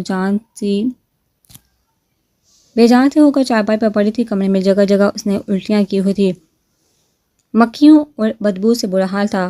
مریم، کیا ہوا ہے؟ علی نے اسے سیدھا کیا۔ مارے نے کہا کہ وہ بول بھی نہ سکی۔ علی کے کانوں میں سائرن بجنے لگے تھے۔ اگلی صبح وہ اسے خانپور شہر لے آئے۔ اس کا خدشہ بالکل صحیح تھا، وہ امید سے تھی۔ علی بے حد پریشان ہو گیا۔ اسے فوری طور پر کچھ کرنا تھا۔ مریم کو واپس گاؤں چھوڑ کر وہ واپس شہر آ گیا اور ایک پرائیویٹ لیڈی ڈاکٹر کو اچھی خاصی رقم دے کر مریم کے آپریشن کے لیے راضی کر لیا۔ اگلے دن تقریباً 11 بجے وہ اسے ساتھ لے کر خانپور شہر آ گیا۔ لیڈی ڈاکٹر کو مریم کو دیکھ کر ہی بدکی۔ تم نے تو کہا تھا کہ یہ لڑکی بالغ ہے، یہ تو پورے 14 کی بھی نہیں ہے۔ لیڈی ڈاکٹر غصہ آ گیا۔ علی نے اس کی خوب منت کی، لیکن بے سود۔ اس کی عمر بہت کم ہے، اس کی جان چلی جائے گی، کسی اور سے کروا لو۔ لیڈی ڈاکٹر نے صاف انکار کر دیا۔ پورا دن مریم کے ساتھ خانپور میں ذلیل و خوار ہو کر آہر ایک نرس اس کا آپریشن کرنے پر راضی ہو گئی تھی۔ کمرے سے آتی مریم کی درد بڑی چیخیں بھی علی کو شرمندہ نہ کر سکی۔ اس لمحے اسے صرف اپنا الو سیدھا کرنا تھا۔ شام کے سائے گہرے ہو رہے تھے جب وہ اسے واپس گاؤں لے آیا۔ مریم درد سے بلبلا رہی تھی، اس کے کپڑے خون سے سرخ ہو رہے تھے۔ اسے مرغی خانے پر ہی لے آیا تھا۔ سب سے پہلے اس کے کپڑے دھلوائے جو وہ خانپور سے ہی خرید کر لایا تھا، پھر اس کے منہ سے دودھ کا گلاس لگا دیا۔ بس تھوڑی دیر، سب ٹھیک ہو جائے گا، تو میری رانی ہے۔ مسلسل اس کا دل بہلا رہا تھا، اس کے آنسو صاف کر رہا تھا، اسے دوائیاں کھلا رہا تھا، جوس پلا رہا تھا، سیب کاٹ کاٹ کے اس کے منہ میں رکھ رہا تھا، اس کے ہاتھوں میں چوڑیاں پہنا رہا تھا، اس کے بالوں میں پھول لگا رہا تھا، اس کے گلے میں ہار پہنا رہا تھا، اسے سینے سے لگائے پیار کر رہا تھا، اس کے گال چوم رہا تھا۔ شاہد اور سائمہ کو پتہ بھی نہ چلا کہ کیا ہو گیا تھا، اور یہ بھی اہتمام نہیں تھا۔ اس نے چوری چھپے پورے 8 ماہ مریم کو استعمال کیا اور ایک بار بھی اس سے نکاح کرنے کا نہیں سوچا۔ ذرا خیال نہ کیا کہ جس لڑکی سے میں دن رات فائدہ اٹھاتا ہوں اسے ہمیشہ کے لیے اپنی حفاظت میں ہی رکھ لوں، بس اسے ایک چور دروازے کی طرح استعمال کرتا چلا گیا۔ وہ کوئی چھوٹا موٹا شکاری نہیں تھا، وہ لیاقت پور کے ایک بدنام زمانہ گنڈا نادر شاہ عرف شاہ بائی کے لیے کام کرتا تھا۔ مار پیٹ، چوری چکاری، گنڈا گردی، جوئے کے اڈے، شراب اور لڑکیوں کی سمگلنگ، کیا تھا جو وہ نہیں کرتا تھا۔ 10 سال کی عمر سے وہ اس اندھیری نگری کا سی بن چکا تھا اور 8 سال ہو گئے تھے اسے یہ سب کرتے ہوئے۔ جب زیادہ جان کے لالے پڑ جاتے تو روپوش ہو کر سائمہ کے پاس چلا آتا۔ اس دن وہ لیاقت پور آیا تو شاہ نے اس کے لیے ایک کام تیار کیا ہوا تھا۔ رحیم جہان سے ایک لڑکی جہاں لے آنی ہے، 10 لاکھ ملنا ہے اس کا، لیکن انتہائی احتیاط اور ذمہ داری سے، کسی بھی قسم کی گڑبڑ نہ ہو۔ شاہ نے کہا، کمال کرتے ہیں شاہ بھائی، پہلے کبھی گڑبڑ ہوئی ہے کیا؟ اس نے ہنس کر کہا تھا۔ 2 دن بعد وہ اس لڑکی کو لینے رحیم جہان چلا گیا۔ لڑکی تو اس نے آسانی سے اغوا کر لی، لیکن واپسی پر وہ ایک جگہ چائے پینے رک گیا اور وہ لڑکی اس کے چنگل سے نکل گئی۔ اس نے پورا رحیم جہان چھان مارا لیکن وہ نہ ملی۔ ڈر کے مارے اس نے شاہ کو کچھ نہ بتایا، وہ خانپور بھاگ آیا۔ ہفتے 10 دن بعد شاہ کے آدمی خانپور آئے اور اس کے ہاتھ پاؤں باندھ کر لیاقت پور لے گئے۔ اس کی عقل ٹھکانے لگاؤ ذرا، شاہ کے آدمیوں نے اسے مار مار کر نیلا کر دیا۔ لڑکی کہاں ہے؟ شاہ نے پوچھا۔ میں اسے ڈھونڈ رہا ہوں شاہ بھائی۔ اس کی ناک سے خون بہنے لگا۔ میں نے کہا تھا نا کہ کوئی گڑبڑ نہ ہو، شاہ نے کہا۔ جس دن بس 2 دن دے دیں شاہ بھائی، میں پرسوں اسے آپ کے پاس لے آؤں گا۔ اس نے باب مشکل اپنی جان چھڑوائی تھی۔ اگلے 2 دن اس نے اپنی پوری کوشش کر لی، لیکن وہ لڑکی تو کہاں، کوئی بھی لڑکی اس کے ہاتھ نہ لگ سکی۔ شاہ کا پستول اسے اپنے سر پر رکھا نظر آ رہا تھا۔ رات بھی وہ مریم سے فائدہ اٹھا کر فارغ ہوا تو شاہ کی کال آگے مریم نڈھال ہو کر چارپائی پر پڑی تھی۔ جی شاہ بھائی، وہ جلدی سے چڑھ پہنتے ہوئے بولا۔ مل گئی لڑکی؟ اس نے پوچھا۔ جی شاہ بھائی۔ اس نے ایک نظر مریم کو دیکھا تھا۔ کب لے کر آئے گا؟ شاہ نے پوچھا۔ پرسوں، علی نے کہا۔ ٹھیک ہے۔ شاہ نے کال کاٹ دی۔ وہ مریم کے پاس کھڑا اسے دیکھ رہا تھا۔ وہ آہٹی ہی کیا، ایک پاگل اور معذور لڑکی اس کی جان سے زیادہ اہم تھوڑی تھی۔ وہ اگر اغوا ہو بھی جائے تو کسے فرق پڑے گا؟ کسی کو نہیں، اس کی کسی کو کوئی ضرورت نہیں۔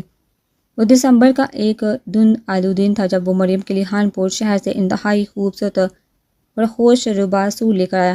ان دنوں اس نے خان پور کے حدوحال پر ایک خالی مکان کو اپنا اڈا بنایا ہوا تھا۔ وہ مریم کو لے کر وہاں آ گیا، اسے نہلایا، خوشبو لگائی، نئے کپڑے پہنائے، بالوں میں پھول لگایا، ہونٹوں پر سرخی لگائی اور وقفے وقفے سے تھوڑی سی شراب بھی پلا دی۔ مریم دھیرے دھیرے اپنے حواسوں سے باہر ہوتی چلی گئی۔ ابھی وہ شاہ کو کال کرنے لگا تھا کہ اس کی کال آ گئی۔ دہر شہزادے، اس نے پوچھا۔ میں بس آنے لگا ہوں شاہ بھائی۔ اس نے کہا تو نہ آ، میں خان پور آیا ہوا ہوں، مجھے اپنا پتہ بتا، میں آ جاتا ہوں، شاہ نے کہا۔ علی نے اسے اپنا ایڈریس بتا دیا۔ 10 منٹ میں آتا ہوں، شاہ نے کال کاٹ دی۔ وہ موبائل کان سے ہٹاتا ہوا اندر آ گیا۔ علی مریم نے اندرونی حصے کے دروازے میں کھڑے کو اسے آواز دی تھی۔ وہ ایک دم ٹھٹک گئی۔ اس نے گہرے سے گلے کی سلیو لیس شرٹ پہنی ہوئی تھی۔ اس کے کندھے دودھ ملائی جیسے سفید، کندھے برہنہ ہو کر باہر جھانک رہے تھے۔ اس کے بازو سنگے مرمر جیسے تراشے ہوئے بازو کی جانب پھیلے ہوئے تھے۔ اس کی آنکھیں نشیلی راتوں سے محمول آنکھیں سر عام اسے دعوت دے رہی تھی۔ اس کے ہونٹ گلابوں کی سرخیوں سے زیادہ سر، اس کے ہونٹوں، اس کے گال شفق کے لالیوں سے زیادہ اس کے گال، وہ مبہوت رہ گیا۔ وہ اس کی جنت تھی اور وہ اپنی جنت کسی اور کے حوالے کرنے جا رہا تھا۔ وہ اس کی رانی تھی، وہ اپنی رانی کسی اور کو دینے جا رہا تھا۔ وہ اس کا سکون تھی اور وہ اپنا سکون کسی اور کو سونپنے جا رہا تھا۔ علی، مریم نے اس کی طرف ہاتھ بڑھایا تھا، اسے بلا رہی تھی۔ علی کیسے منع کر دیتا، کیسے اسے نظر انداز کر دیتا، کیسے اس کا بڑا ہوا ہاتھ جھٹک دیتا۔ میری رانی، وہ سرگوشی کرتے ہوئے اس کی طرف بڑھا، لیکن عین اسی لمحے شاہ اندر داخل ہو گیا۔ سب سے پہلے اس کی نظر دروازے سے ٹیک لگائے کھڑی مریم پر پڑی۔ واہ کمال ہے، شاہ اس کی طرف بڑھا تھا۔ شاہ بھائی، یہ وہ نہیں ہے؟ علی اس کے راستے میں آ گیا۔ یہ تیری ہے؟ شاہ نے پوچھا۔ ہاں، اس نے فوراً کہا تھا۔ بس آپ، یہ میری ہے۔ شاہ آگے بڑھا تھا۔ میں نے کہا یہ میری ہے۔ علی اس پر جبڑ پڑا تھا۔ یہ تو ٹھیک نہیں کر رہا، شاہ نے غصے سے کہا۔ نکل یہاں سے۔ علی نے اس کے 2-3 مکے رسید کیے تھے۔ شاہ عمر رسید تھا۔ علی اس پر حاوی ہو گیا۔ دیکھ لوں گا تجھے، شاہ اسے وارننگ دیتا ہوا باہر نکل گیا۔ علی دروازہ بند کرتے ہوئے مریم کی طرف آیا۔ اس ایک لمحے اسے لگا کہ اسے مریم سے محبت ہے، والہانہ محبت۔ اس ایک لمحے اس نے خود سے عہد کیا کہ وہ ہمیشہ اس کے ساتھ رہے گا۔ اس ایک لمحے اس نے دل سے کہا تھا میری رانی۔ پاس بھی وہ تھا اور مریم، وہ خود کو روک نہیں پایا تھا، اس کے سہر سے نکل نہیں پا رہا تھا، اسے اپنے باہوں سے آزاد نہیں کر پا رہا تھا۔ مریم کی حالت اس سوکھے پتے کی طرح ہو گئی جس پر سے کوئی پاؤں رکھ کر گزر گیا ہو۔ اچانک باہر پولیس کی گاڑی کا سائرن بجنے لگا۔ شاہ نے پولیس کو کال کر دی تھی۔ علی نے ایک دم مریم کو خود سے دور کرتے ہوئے اپنی شرٹ اٹھائی تھی۔ اچانک اسے بیرونی دروازے کھلنے کی آواز آئی۔ پولیس اندر آ گئی تھی۔ اس نے ایک نظر فرش پر پڑی مریم کو دیکھا، اپنی اس ایک لمحے کی محبت کو وہیں بے یار و مددگار چھوڑ کر وہ کھڑکی کے راستے فرار ہو گیا تھا۔ پولیس اسے انتہائی ناگفتہ بحالت میں خان پور پولیس اسٹیشن لے آئی۔ اس کے بدن پر کپڑے تک نہیں تھے۔ ایس ایچ او نے ایک سفید چادر اس کے مڑے ہوئے وجود پر ڈال دی۔ شاہ نے اس سے سارے معاملے سے بالکل ہی لا تعلقی اختیار کر لی تھی۔ علی مسلسل فرار تھا اور مریم، اس کی حالت انتہائی تشویشناک ہو رہی تھی۔ پورا 1 ہفتہ وہ تھانے میں بند رہی، ادھر ادھر پوچھ تاچھ کچھ کر کے۔ ایس ایچ او نے شاہد نذیر کو تھانے بلوایا۔ یہ لڑکی ہمیں خان پور کی حدود پر واقع ایک گھر سے ملی ہے، اس کے ساتھ زیادتی کی جا رہی تھی، مجرم بھی ابھی تک فرار ہے۔ ایس ایچ او نے مریم کو بھی وہاں بلوا لیا۔ شاید اس کی اس قدر نازک خالدے کا سن رہ گیا۔ کیا یہ تمہاری بیٹی ہے؟ ایس ایچ او نے پوچھا۔ شاید نے ایک نظر مریم کو دکھا۔ سفید چادر میں لپٹا برہنہ وجود، نیلے سرخ نشانوں سے بڑا ہوا جسم، بند ہوتی آنکھیں، لرزتے ہوئے ہونٹ۔ نہیں، وہ انکار کر گیا تھا۔ ایس ایچ او نے اسے واپس بھیج دیا۔ مزید ایک ہفتہ گزرا تو مریم کی طبیعت زیادہ خراب ہوگی۔ اسے الٹیوں پر الٹیاں آ رہی تھیں۔ ایس ایچ او نے اسے لیڈی کانسٹیبل منگوا کر سرکاری ہسپتال بھجوا دیا۔ وہ پھر امید سے تھی۔ سرکاری ہسپتال کی ایک نرس نے اسے پہچان لیا۔ وہ اسی کے گاؤں سے تھی۔ اس نے پولیس کو بتا دیا کہ وہ شاہد نذیر کی ہی بیٹی ہے۔ ایس ایچ او نے شاہد کو دوبارہ بلوا لیا۔ پولیس سے جھوٹ بولتے ہو؟ ایس ایچ او نے اس کے 2-3 لگائی اور مریم کو اس کے حوالے کر دیا۔ شاہد اور سائمہ کے لیے وہ انتہائی کالی رات تھی۔ جب شاہد اسے گھر لے کر آیا، سائمہ نے مار مار کر اسے ہون کر دیا۔ منحوس آوارہ، وہ مسلسل روتے ہوئے اسے گالیاں دے رہی تھی۔ شاہد، اس گناہ کی پنڈ کو گھر سے نکال دے، ہمارا اس گاؤں میں رہنا مشکل کر دے گی۔ اسے کہیں دفع کر دے، کہیں دور بھیج دے۔ اس جیسے ہزاروں بچے لاوارثوں کی طرح رول رول کر پل جاتے ہیں۔ یہ بھی پل جائے گی، سائمہ نے کہا تھا۔ شاید سوچ میں پڑ گیا۔ سوچ کیا رہا ہے؟ اس سے زیادہ اور کیا ذلیل ہوں گے ہم۔ کل یہ کسی اور کے ساتھ منہ کالا کرے گی، پرسوں کوئی اور۔ کس سے بچائے گا اسے؟ سائمہ کہتی چلی گئی۔ اسے کپڑے پہنانا۔ شاہد کھڑا ہو گیا۔ سائمہ نے اسے جلدی سے کپڑے پہنائے، سر پر اسکارف دیا اور پاؤں میں جوتا ڈالا۔ شاید اسے راتوں سے لے کر خان پور بس اسٹاپ پر آ گیا اور اسے صادقہ آباد جانے والے بس میں بٹھا دیا۔ اس سے اڈے اتار دینا، اس نے کرایہ دیتے ہوئے کنڈکٹر سے کہا تھا۔ سنگ دلی اور صفاقی کی انتہا تھی۔ 13 سالہ مریم کے لیے یہ بھی اختتام نہیں تھا۔ فیصلہ آباد سے صادق آباد جانے والی بس اپنے اسٹاپ پر آ کر کھڑی ہو گئی تھی۔ وہ آخری سیٹ کے کونے میں دبکی سیٹ کی پشت سے ٹیک لگائے دنیا مافیا سے بیگانہ ہو کر سو رہی تھی۔ وہ بھی اسٹاپ آ گیا۔ کنڈکٹر نے زور سے اس کا بازو جھنجھوڑا تھا۔ وہ ہڑبڑا کر اٹھ کھڑی ہوئی۔ پوری بس خالی ہو گئی تھی۔ نکل باہر، صفائی کرنے والا ہاتھ میں جھاڑو لیا آگے۔ وہ خوف زدہ نظروں سے ادھر ادھر دیکھتے ہوئے نیچے اتر گئی۔ ہر طرف انجان لوگ، ہر طرف بسوں اور گاڑیوں کے انجنوں کی آوازیں، ہر طرف شور، ہر طرف دھواں۔ وہ پوری طرح سے ڈر گئی اور ایک طرف کو دوڑ پڑی۔ ماں نے نہیں سنا تو باپ کو پکارنے لگی۔ علی، ماں اور باپ کے بعد یہ وہ لفظ تھا جو اس سے آتا تھا۔ وہ مسلسل ادھر ادھر بھاگ رہی تھی، رو رہی تھی، چیخ رہی تھی، لیکن کسی کو کیا فکر؟ کون اس کی بات سنتا؟ کون اس کا دکھ سمجھتا؟ جیسے جیسے دن آگے کو بڑھا اسے بھوک لگنے لگی۔ صادقہ آباد کا بس اسٹاپ کافی بڑا تھا۔ بسوں کی اسٹاپ کے باہر بالکل سامنے پھل فروش، سموسے، پکوڑے، بوتو، کھانے پینے کی دیگر اشیاء کی ریڑھیاں لگی ہوئی تھی۔ ان کے پیچھے اڈے کی عمارت تھی جس کے آگے بنے وسیع عرض برآمدے نما انتظار گاہ۔ یہ نہ صرف بینچ رکھے ہوئے تھے بلکہ 2-3 پنکھے بھی چل رہے تھے۔ پانی پینے کے لیے 2 عدد واٹر کولر بھی موجود تھے۔ عمارت کی پچھلی طرف ایک گھاس لگا میدان تھا جہاں بے گھر اور لاوارث لوگوں نے ڈیرے ڈالے ہوئے تھے۔ اچانک اس کی نظر سیڑھیوں کے سامنے لگے گلے سڑے پھلوں کے ایک ڈھیر پر پڑی۔ وہ ان پر ٹوٹ پڑی، جو ہاتھ لگا کھاتی چلی گئی۔ پیٹ بھر گیا تو گلاس بھر کا پانی پیا اور ایک بینچ پر جا بیٹھی۔ بہت دیر وہ وہاں بیٹھی بس اسٹاپ کی ہلچل دیکھتے رہی۔ شام کو پھر وہی گلے سڑے پھل اور ایک گلاس پانی۔ رات کوئی تو گھاس پر جا کر لیٹ گیا۔ ہم کہہ دیتے ہیں نہ کہ ماں باپ معاشی طور پر سوکھے ہوں تو اولاد عہد کرتی ہے، نہیں، یہ غلط ہے۔ یہ صحیح ہوتا تو 5 ایکڑ زمین اور 1 کنال کے گھر کے مالک شاہد نذیر کی 14 سالہ بیٹی یوں بے یار و مددگار کھلے آسمان کے نیچے تاروں کی چھاؤں میں نہ سو رہی ہوتی۔ یہ صحیح ہوتا تو رحیم یار خان کی MBA اور کئی ایکڑ پر پراپرٹی اور کئی کروڑ بینک بیلنس کی مالک سعدیہ مرتضیٰ کی 14 سالہ بیٹی یوں لاوارثوں کی طرح ایک انجان شہر میں ہوار نہ ہو رہی ہوتی۔ وہ 14 سالہ معصوم لڑکی تو اس قابل تھی کہ اسے پھولوں کی طرح رکھا جاتا۔ ماں کی محبت گود پڑ ہوتی، ماں باپ کی پرشفقت چھت ہوتی۔ ان دونوں کی بے پناہ توجہ ہوتی، لیکن وہ رول رہی تھی، پتھروں کی طرح ٹھوکریں کھا رہی تھی۔ صبح آنکھ کھلتی تو گلے سڑے پھلوں کے ڈھیر کے پاس جا کر بیٹھ جاتی، چن چن کر اپنی پیٹ پوجا کرتی اور پھر پانی پی کر ڈکار مار لیتی۔ سورج سر پر آنے تک پورے بس اسٹاپ کے کوئی 8-10 چکر لگاتی اور کھیل کود میں لگی رہتی۔ دوپہر ہوتے ہی بھوک پیر سے جاگ جاتی، پھر بس کے بس اسٹاپ کے باہر سیلانی والوں کا ایک کیمپ بھی لگا ہوا تھا جہاں مفت حیراتی کھانا ملتا تھا۔ وہاں سے چاولوں کا ایک چاپڑ لے کر بھوک مٹاتی، پھر انتظار گاہ میں پڑ کر سو جاتی۔ شام کے سائے لمبے ہونے لگتے تو آنکھیں ملتے ہوئے اٹھ بیٹھی، رات کو پھر سے مانگ تک کھانا کھاتی، اپنا اسکارف اوڑھ کر سو جاتی۔ اس معذور اور پاگل لڑکی نے پورے 6 ماہ اس بس اسٹاپ پر گزارے، یوں ہی خوار ہوتے ہوئے، حیراتی کھانے اور گلے سڑے پھل کھاتے ہوئے۔ اس کے بدن پر موجود کپڑوں سے بدبو آنے لگی تھی، اس کے بالوں میں جمیں پڑ گئی تھی، اس کے جوتے ٹوٹ گئے تھے۔ ان 6 ماہ میں وہ کئی دفعہ بیمار بھی ہوئی، بخار چڑھا، کھانسی، پیٹ درد اور سب سے بڑھ کر حمل کی تکلیف۔ اسے پتہ ہی نہیں تھا کہ اس کے اندر ایک نیا وجود جنم لے رہا تھا۔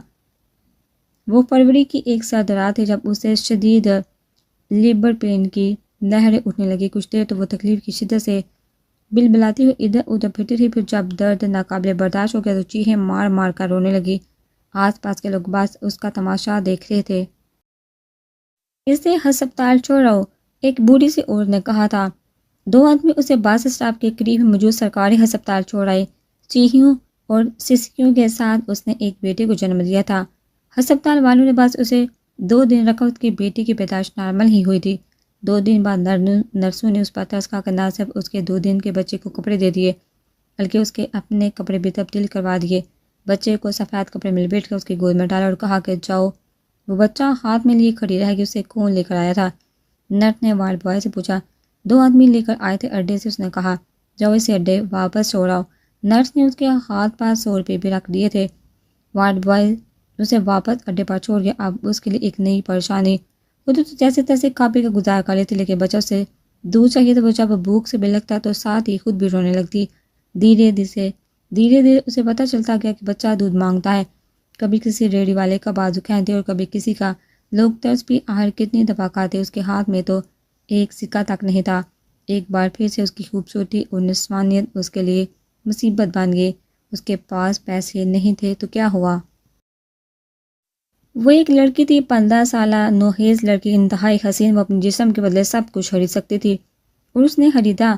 پورے 2 سال اس نے اپنا پاپ بیچ کر اپنے بیٹے کے لیے دودھ کے چند گھونٹ مہیا کیا، اس کے لیے گرم کپڑوں کا انتظام کیا۔ پورے بس اسٹاپ کو اس کی کمزوری پتہ چل گئی تھی۔ اس کا چھوٹا سا بچہ، ہر شخص نے اس سے فائدہ اٹھایا، ہر شخص نے اسے چند گھونٹ دودھ کے بدلے پوری رات استعمال کیا۔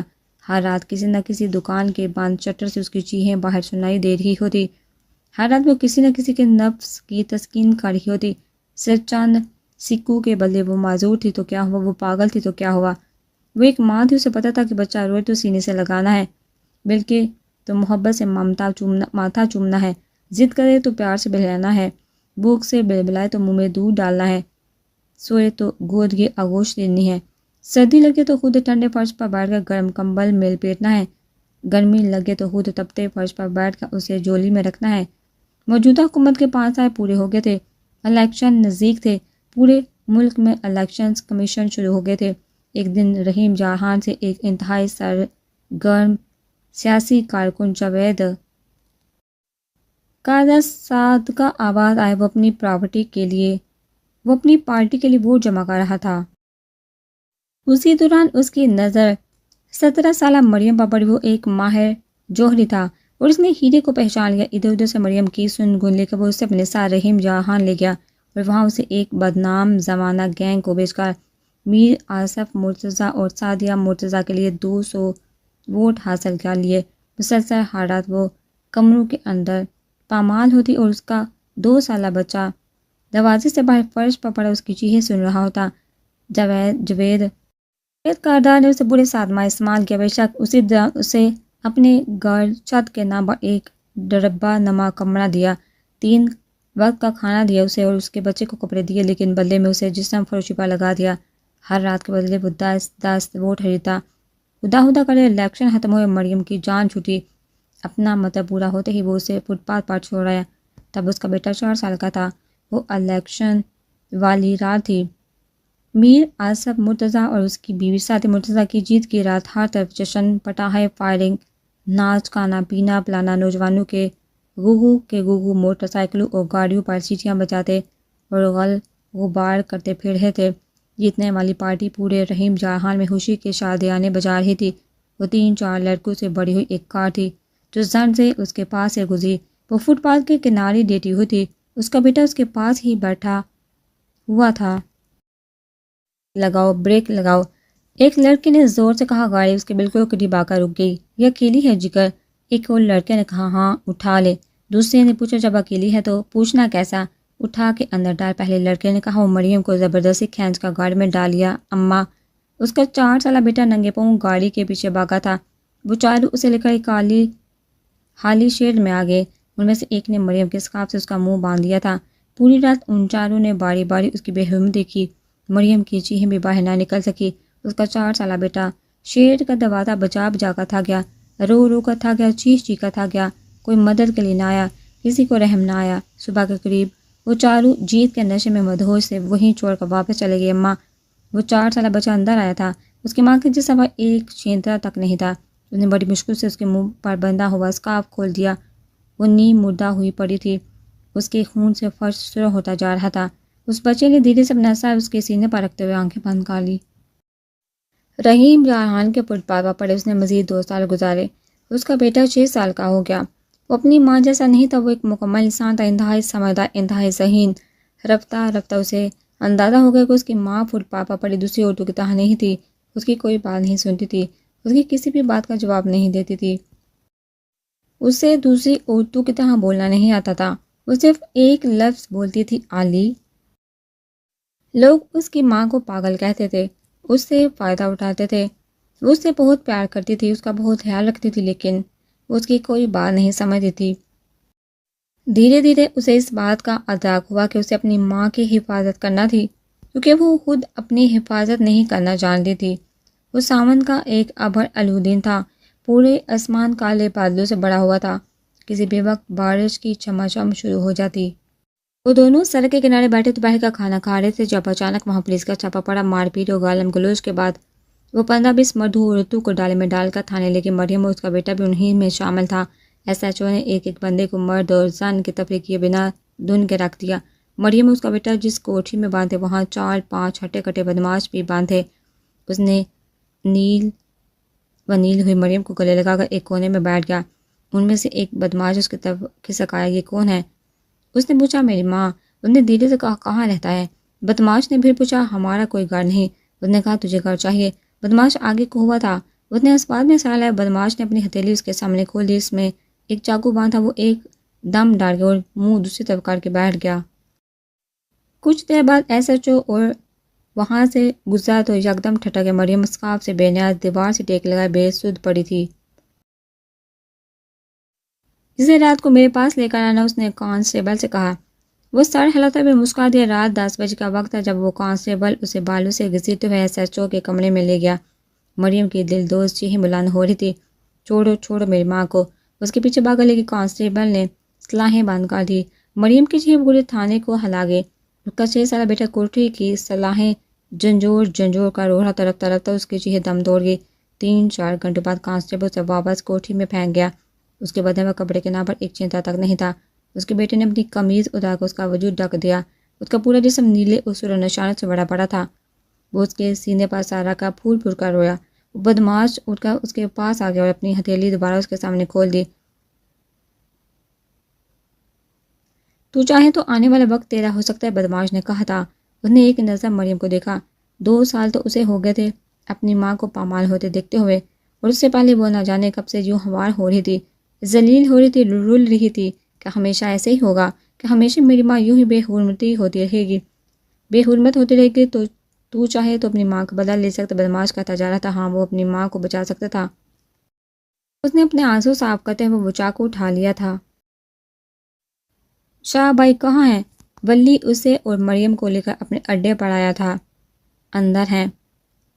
2 آوازیں آئی تھی، اپنی ماں کو یہاں بٹھا دے اور تو میرے ساتھ، ولی نے کہا۔ اس نے مریم کو اشارے سے وہاں موجود ایک کرسی پر بیٹھنے کو کہا اور خود ولی کے ساتھ اندر چلا گیا۔ اس کے دائیں ہاتھ میں پکڑے چاقو پہ خون لگا ہوا تھا۔ کیسے ہیں شاہ بھائی؟ ولی اندر موجود ایک عمر رسید آدمی کے گلے لگا بولا۔ ٹھیک ہوں، تجھے تو کل ہی آنا چاہیے تھا۔ شاہ نے کہا۔ میں کل ہی آنے والا تھا شاہ بھائی، لیکن مجھے یہ مل گیا۔ ولی نے اس کی طرف اشارہ کیا تھا۔ یہ کون ہے؟ شاہ نے پوچھا قیامت ولی زور سے ہنسا، مطلب شاہ سمجھ نہ سکا۔ یہ شاہ 6 سال کا اور اس نے آج صبح ایک کانسٹیبل کا گلا کاٹ دیا۔ ولی نے کہا۔ شاہ نے بغور اس کی طرف دیکھا تھا، ڈر نہیں لگا۔ اس نے پوچھا، چاقو اٹھاتے ہوئے لگا تھا؟ چلاتے ہوئے نہیں لگا۔ اس نے کہا، اس کے ساتھ صرف اس کی ماں ہے جس کے لیے اسے ایک گھر چاہیے، بدلے میں یہ ہمارا۔ ولی نے کہا، ٹھیک ہے، دے دے اسے ایک گھر اور اڈے ہاشم کے پاس بھیج دے، وہ اسے ٹرین کرے گا۔ شاہ نے کہا تھا۔ ولی نے سر ہلا دیا۔ نام کیا ہے تیرا؟ شاہ نے پھر پتہ نہیں۔ اس نے کہا، 5 سال پہلے پولیس نے میرا 6 سالہ بیٹا مار دیا۔ وہ اس کا نام لے لے غازی، شاہ نے کہا۔ اس نے سر ہلایا۔ ولی سے لے کر باہر آ گیا اور کچھ دیر بعد اسے اور مریم کو ایک چھوٹے سے گھر لیا ہے۔ لے شہزادی کی طرح گھر ہے، تیرا کھانا پینا سب شاہ بھائی کے ذمے، ولی نے کہا تھا۔ دھیرے دھیرے اس نے مریم کو سمجھا دیا کہ وہ ان کا گھر تھا، اسے وہیں رہنا تھا۔ صبح اس کے ساتھ ناشتہ کر کے وہ باہر سے دروازہ بند کر کے اڈے پر چلا جاتا۔ مریم سارا دن چھوٹے موٹے کام کرتی رہتی، دوپہر کو وہ کھانا لے کر واپس آتا اور اس کے ساتھ بیٹھ کر کھانا کھاتا۔ پھر شام تک اس کے ساتھ رہتا، اس کا ہاتھ منہ دھلواتا، کپڑے بدلواتا، اس کے بالوں کو کنگھی کرتا، اس کے ساتھ باتیں کرتا۔ وہ جواباً صرف ایک لفظ کہتی، ولی عالی، اور رات کو اس کے سونے کے بعد دوبارہ اڈے پر چلا جاتا۔ پوری رات وہاں گزار کر صبح اس کے اٹھنے سے پہلے واپس آ جاتا تھا۔ اسے ہاشمی نام کے ایک انتہائی بہادر اور پرسنل بندے کی سرپرستی میں دے دیا گیا تھا۔ ہاشمی نے اسے سب کچھ سکھایا۔ 9 سال کی عمر میں وہ چاقو چلانے میں مشتاق ہو چکا تھا۔ 12 سال کی عمر میں اس نے لڑائی کا ہر داؤ پیش سیکھ لیا، judo, karate, martial art, boxing, سب کچھ۔ 14 سال کی عمر میں ہر قسم کی گاڑی چلانے میں ماہر ہو چکا تھا، پستول چلانا بھی سیکھ چکا تھا۔ 15 سال کی عمر سے اس نے ولی و ہاشمی کے ساتھ مل کر دھندا کرنا شروع کر دیا۔ اس کی بے خوفی کی کوئی انتہا نہیں تھی۔ چوری چکاری، لوٹ مار، قتل و غارت، سمگلنگ، بلیک منی، وہ آنکھیں بند کر کے برائی کے اس سمندر میں ڈوبتا چلا گیا۔ شاہ اسے اپنا بیٹا کہتا تھا، لیکن وہ اپنے باپ کی نسبت ہاشمی سے زیادہ قریب تھا۔ ہاشمی اس کے لیے ایک استاد بھی تھا، دوست بھی اور رازدار بھی۔ وہ اسے ہر بات بتاتا تھا۔ یہ سب سیکھ کر کیا کرو گے؟ ایک بار ہاشمی نے اسے پوچھا تھا، تم نے یہ سب سیکھ کر کیا کیا؟ اس نے جواباً پوچھ لیا، میں نے پیسہ کمایا، بہت سارا پیسہ، کبھی ختم نہ ہونے والا، اپنی ہر خواہش کو پورا کیا، جو دل چاہا حاصل کیا۔ ہاشمی نے کہا، مجھے بدلہ لینا ہے۔ اس نے کہا، کس کا؟ ہاشمی حیران ہو گیا، اپنی ماں کا۔ اس نے کہا، کس سے؟ ہاشمی نے پھر پوچھا تھا۔ سب سے، یہ کہتے اس کی آنکھوں میں بدلے کا قہر تھا، اور 16 سال کی عمر سے اس نے اپنی ماں کا بدلہ لینا شروع کر دیا۔ میر آصف مرتضیٰ کے بہت پرانے اور انتہائی سرگرم سیاسی کارکن جاوید کاردار کی ابتداءناک موت۔ جون کا ایک گرم ترین دن تھا۔ اس گرم دن کی شروعات بھی ایک انتہائی گرم خبر سے ہوئی۔ صبح کے ہر اخبار کی شاہ سرخیوں میں جاوید کاردار کی موت کا ذکر تھا۔ ہر ٹی وی چینل پر یہی خبر گردش کر رہی تھی۔ جاوید کاردار اپنے آفس میں مردہ پائے گئے۔ قاتل نے ان کے جسم کے 200 ٹکڑے کر دیے تھے۔ صحافیوں اور رپورٹرز میں کھلبلی مچ پڑی تھی۔ میر آصف میر نے جاوید کاردار کے قتل کی تفتیش کے لیے اوپر تک ہاتھ ڈالا، لیکن قاتل کا کوئی سراغ نہ ملا۔ یہ وہی جاوید کاردار تھا جس نے اس کی ماں کے بدلے 200 ووٹ خریدے تھے۔ بہت شور ہوا، اوپر تک رسائی ہوئی۔ کئی دن تک اخباروں اور میڈیا نے جاوید کاردار کے قتل کو اچھالے رکھا، لیکن بے سود قتل کا نام و نشان بھی نہ ملا۔ اور اس قتل کے اگلے 2 ہفتوں تک صادق آباد شہر میں 20 سے زائد افراد کے نامعلوم قتل کیس رجسٹر ہو گئے۔ وہ سب کسی نہ کسی طرح صادق آباد بس اسٹاپ سے منسلک تھے۔ جاوید کاردار کے قتل کے 2 ماہ بعد ایک اور خبر مرجان پڑا کہ رحیم جہان پولیس اسٹیشن کے ایس پی منظر آباد کا قتل انہیں ان کی گاڑی میں زندہ جلا دیا گیا۔ اخباروں کی فرنٹ لائن خبر، اے ایس پی منظر آباد 2 سال پہلے ایس او سے پروموٹ ہو کر اے ایس پی کے عہدے پر فائز ہوئے تھے۔ نیوز چینل کی breaking news, A S P منظر آباد حال ہی میں صادق آباد سے چاند پا ہو کر رحیم جہان آئے تھے۔ صحافیوں اور رپورٹر کی تازہ خبر، ایک ایس پی کی اس قدر ابتداءناک موت پر پورا پولیس ڈپارٹمنٹ ہلکا رہ گیا تھا۔ منظر آباد کو پولیس اسٹیشن سے واپس کر جاتے ہوئے اس کی گاڑی میں زندہ جلا دیا گیا تھا۔ رحیم جہان پولیس ڈپارٹمنٹ اپنی انگلی پر کھڑا ہو گیا، لیکن اس بار بھی قاتل کا سراغ نہ لگ سکا۔ منظر آباد کے قتل کے 1 ماہ کے اندر اسمگلنگ کے 10 کیس رجسٹر ہو گئے۔ پرنٹ اور الیکٹرانک میڈیا پوری طرح الرٹ ہو گیا تھا۔ آئے روز کوئی نہ کوئی نیا کیس رجسٹر ہوتا تھا، لیکن پولیس کے پاس قاتل کا کوئی سراغ نہیں تھا۔ کون ہے یہ پولیس اسٹار قاتل؟ ہر اخبار، ہر نیوز چینل، ہر صحافی، ہر رپورٹر اور پولیس ڈپارٹمنٹ کے ہر شخص کا ایک ہی سوال تھا، اور قاتل جو کوئی بھی تھا انتہائی ماہر تھا، وہ اپنا کوئی نشان نہیں چھوڑتا تھا۔ وہ رحیم جہان کے سڑکوں پر کھلے عام پھرتا تھا۔ پھر آہستہ آہستہ ایک نام ابھرنے لگا، دھیرے دھیرے لوگوں میں لیا جانے لگا، پولیس ڈپارٹمنٹ کی ہر فائل اور FIR میں آنے لگا، اخباروں میں سر عام چھپنے لگا، نیوز چینل پر ببانگ ڈہل بولا جانے لگا۔ غازی 1 سال کے اندر پولیس کو یقین ہوگا کہ وہ قاتل تھا، لیکن اس کے خلاف کوئی ثبوت نہیں تھا۔ پولیس کسی بھی طرح اسے گرفتار کرنے کی مجاز ہی نہیں تھی۔ سیاسی لوگوں کی جانب سے زیادہ دباؤ پڑنے پر اگر وہ گرفتار ہو بھی جاتا تو چند ہی گھنٹوں میں ثبوت نہ ہونے کے بعد چھوٹ جاتا تھا۔ وہ دسمبر کا ایک دھند آلود دن تھا۔ پولیس کو رحیم جہان سے پولیس صادق آباد جانے والی روڈ پر بنے ایک پرانے شیڈ سے 4 نوجوان لڑکوں کی لاشیں ملی۔ انہیں انتہائی تشدد کے بعد قتل کر دیا گیا تھا۔ سیاح الملک رحیم جہان کے ایک بزنس مین کا بیٹا سمیر طاہر اور ضمیر طاہر، اسسٹنٹ کمشنر رحیم جہان کے جوڑواں بیٹے، اور میر سمران مرتضیٰ MNA میر آصم مرتضیٰ اور MBA سعدیہ مرتضیٰ کا بیٹا آصم مرتضیٰ نے پورا شہر اتھل پھتل کر دیا۔ ہر طرف کھلبلی مچ گئی۔ DIG خود رحیم جہان کے وہ پرسنلی سمران کے کیس کو دیکھ رہے تھے۔ اس کے قتل کے کیس کے سلسلے میں DIG نے ایک ارجنٹ میٹنگ بلوائی۔ رحیم جہان پولیس ڈپارٹمنٹ کے تمام آفیشل اس میٹنگ میں موجود تھے۔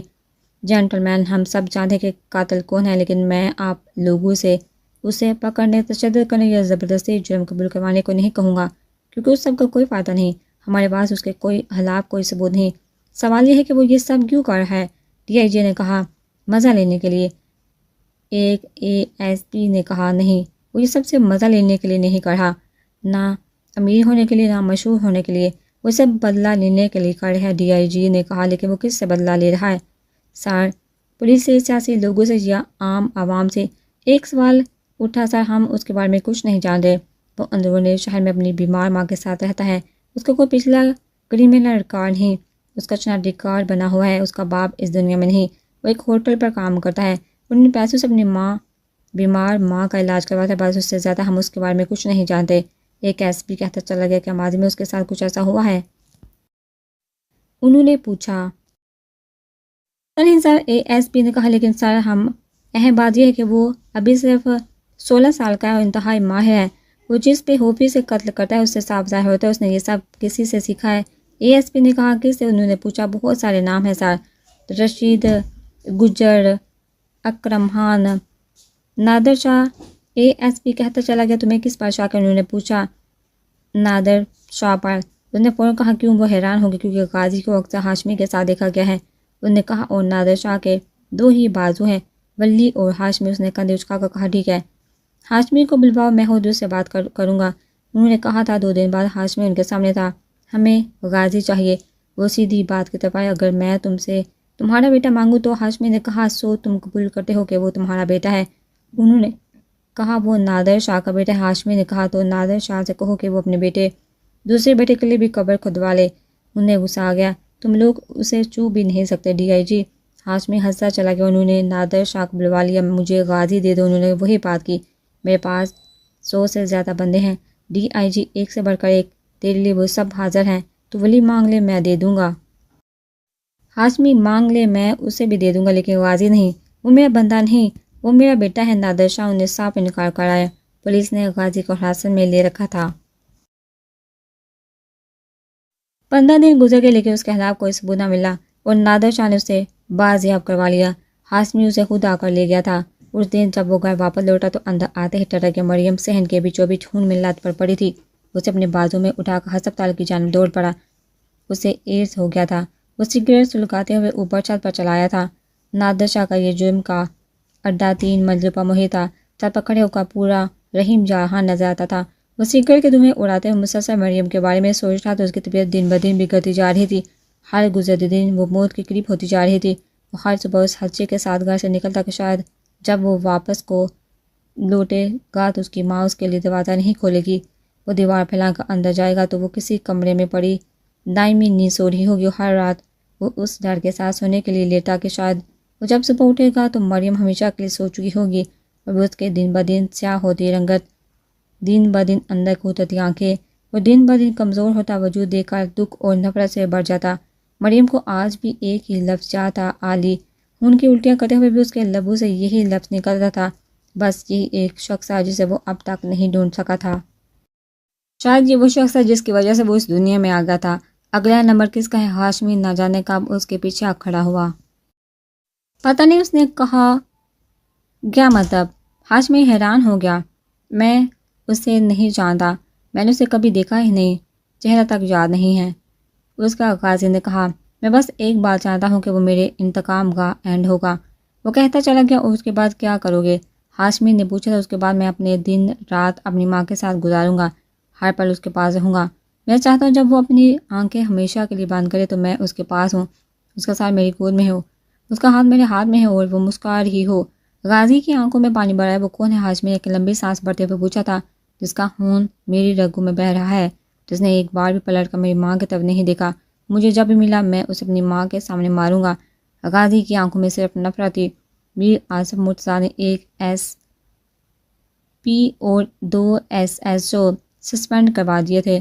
پولیس ڈپارٹمنٹ اس کے بیٹے کے قاتل کا سراغ لگانے میں بری طرح ناکام ہو گیا تھا۔ ایک بار پھر الیکشن نزدیک تھے۔ عوام کی ساری ہمدردیاں میر آصف مرتضیٰ اور ساتھی مرتضیٰ کے ساتھ تھی۔ اس بار بھی ان دونوں کی جیت یقینی تھی۔ DIG نے ایک بار پھر میٹنگ رکھوائی۔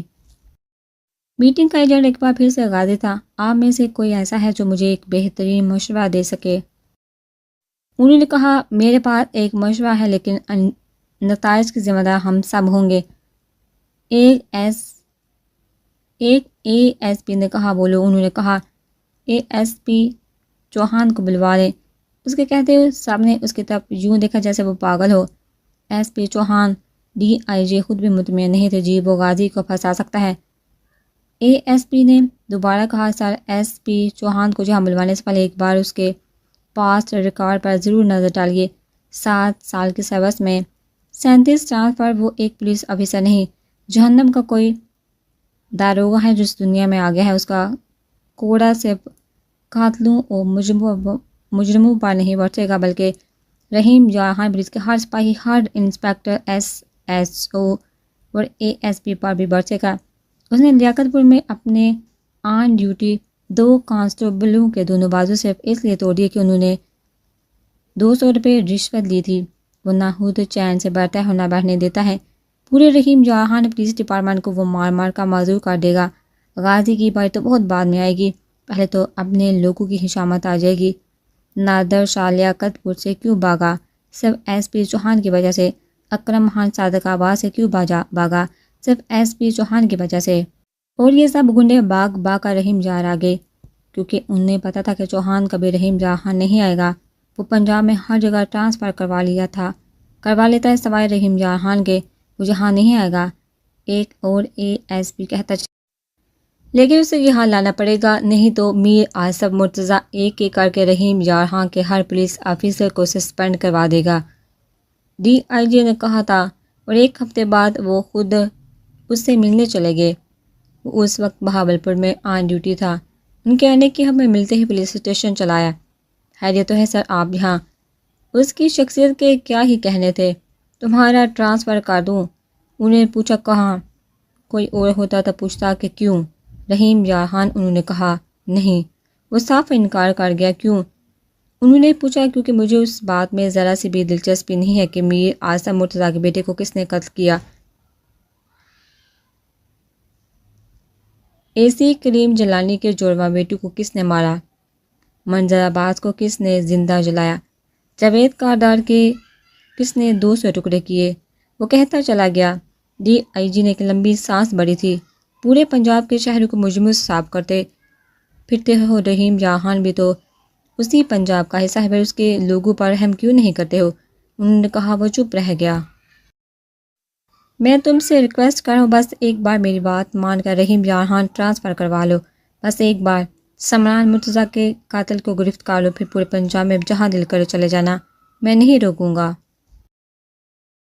وہ کہتے چلے گئے تھے۔ وہ ان کی طرف دیکھ کر رہ گیا۔ 3 دن بعد اس کا رحیم جارحان ٹرانسفر ہو گیا تھا۔ اس کے رحیم جارحان پہنچتے جیسے پورے پولیس ڈپارٹمنٹ پہ قیامت ٹوٹ پڑی۔ کانسٹیبل سے لے کر AS تک کوئی بھی اس کے ڈنڈے سے نہ بچ سکا۔ صحیح معنی میں اس کا کوڑا مجرموں پولیس والوں پر یکساں طور پر برسا۔ سب سے پہلے اس کے دانت کے نیچے اکرم خان آیا۔ اسے اس کی اکلوتی ٹانگ سے پکڑ کر گھسیٹتے ہوئے پولیس اسٹیشن لے کر آیا تھا۔ اکرم کی ایک ٹانگ اس نے صادقہ آباد میں توڑ دی تھی، دوسری رحیم جہان آ کر توڑ دی۔ دوسرا نمبر ایک SHO کا تھا۔ اس نے سرائے میں اسے پورے تھانے کے سامنے رگڑ دیا۔ پر مشکل ایک ہفتہ ہی گزرا اور اس کے خلاف DIG کے پاس شکایات جانا شروع ہو گئی، جنہیں وہ ذرا ہاتھ میں نہ لائے۔ اس وقت انہیں صرف غازی کی گرفتاری سے سرکار تھا۔ کیا مجھے صرف اسے گرفتار کرنا ہے؟ اس نے آنے سے پہلے DIG سے پوچھا تھا۔ اسے گرفتار کرنا کوئی بڑا ایشو نہیں ہے چوہان، ہو سکتا ہے جب تم رحیم جہان پہنچو تو وہ پہلی سلاحوں کے پیچھے بیٹھا ہو۔ اصل مسئلہ اس کی گرفتاری کی وجہ تلاش کرنا ہے۔ تم اس کے خلاف کوئی ایک آدھا ٹھوس ثبوت ڈھونڈ لو۔ بس DIG نے۔ وہ سرے عام جرم کرتا ہے، جرم کر کے بھاگتا نہیں ہے، ڈرتا بھی نہیں ہے، جم کا کھڑا ہو جاتا ہے۔ اگر تم اس کے سر پر پستول رکھو گے تو وہ آرام سے ہاتھ کھڑے کر دے گا، چپ چاپ تمہارے ہاتھ آ جائے گا۔ جب تک چاہو گے سلاحوں کے پیچھے بیٹھا رہے گا، کیونکہ اسے پتہ ہوتا ہے کہ اسے بس اپنی نیند پوری کر کے وہاں سے چلے جانا ہے۔ وہ کہتے چلے گئے تھے، اسے جرم کرتے ہوئے پکڑو چوہان، جرم ہو جانے کے بعد ہی۔ یہ اس کا ٹارگٹ تھا۔ اور واقعی وہ جس رحیم جہان پہنچا، غازی سلاحوں کے پیچھے بیٹھا ہوا تھا۔ سر یہ جہاں سونے ہی آتا ہے، SHO نے کہا۔ فکر نہ کرو، اگلی بار ہمیشہ کی نیند سونے آئے گا۔ اس نے غازی کی طرف دیکھتے ہوئے کہا تھا۔ اس کے آنے کے 2 دن بعد غازی کی ضمانت ہوگی۔ ہاشمی خود اس سے لینے آیا تھا۔ بہتر ہوگا اب اسے سمجھا دو، ورنہ تم اور تمہارا استاد، تم مجھے جانتے ہی ہو۔ اس نے ہاشمی سے کہا تھا۔ وہ چپ چاپ غازی کو لے کر وہاں سے چلا گیا۔ چوہان نے اس کا سارا پچھلا ریکارڈ چیک کیا، اس کے واردات کے طریقوں پر غور کیا۔ وہ مسلسل غازی کے پیچھے لگا ہوا تھا، لیکن غازی اسے کوئی موقع نہیں دے رہا تھا۔ 15 دن ہو گئے تھے اسے رحیم جہان آئے ہوئے۔ وہ سچ چکا کہ ان 15 دنوں میں کوئی قتل نہیں ہوا تھا۔ وہ بوتل ہاتھ میں لیے اوپر چل پایا تو غازی اس سے پہلے وہاں موجود تھا، کیونکہ اس نے گلاس بھرتے ہوئے اسے پوچھا۔ نہیں۔ غازی نے نفی میں سر ہلایا۔ ہاشمی نے بوتل کے نیچے رکھتے ہوئے اپنا گلاس اٹھا لیا۔ تم کبھی کسی کی یادوں میں گم ہوئے ہو؟ ہاشمی نے گونٹ بھرتے ہوئے پوچھا۔ ہاں، اپنے ماضی کی انتہائی خوفناک یادوں میں، غازی نے کہا۔ میں بھی۔ ہاشمی نے کرسی کے پوچھ سے سر ہلاتے ہوئے کہا۔ تمہارا ماضی بھی خوفناک تھا؟ غازی حیران ہو گیا۔ نہیں، میرا ماضی بہت سیاہ تھا، بہت برا۔ میرے ماضی میں کچھ اچھا نہیں ہوا سوائے اس کے۔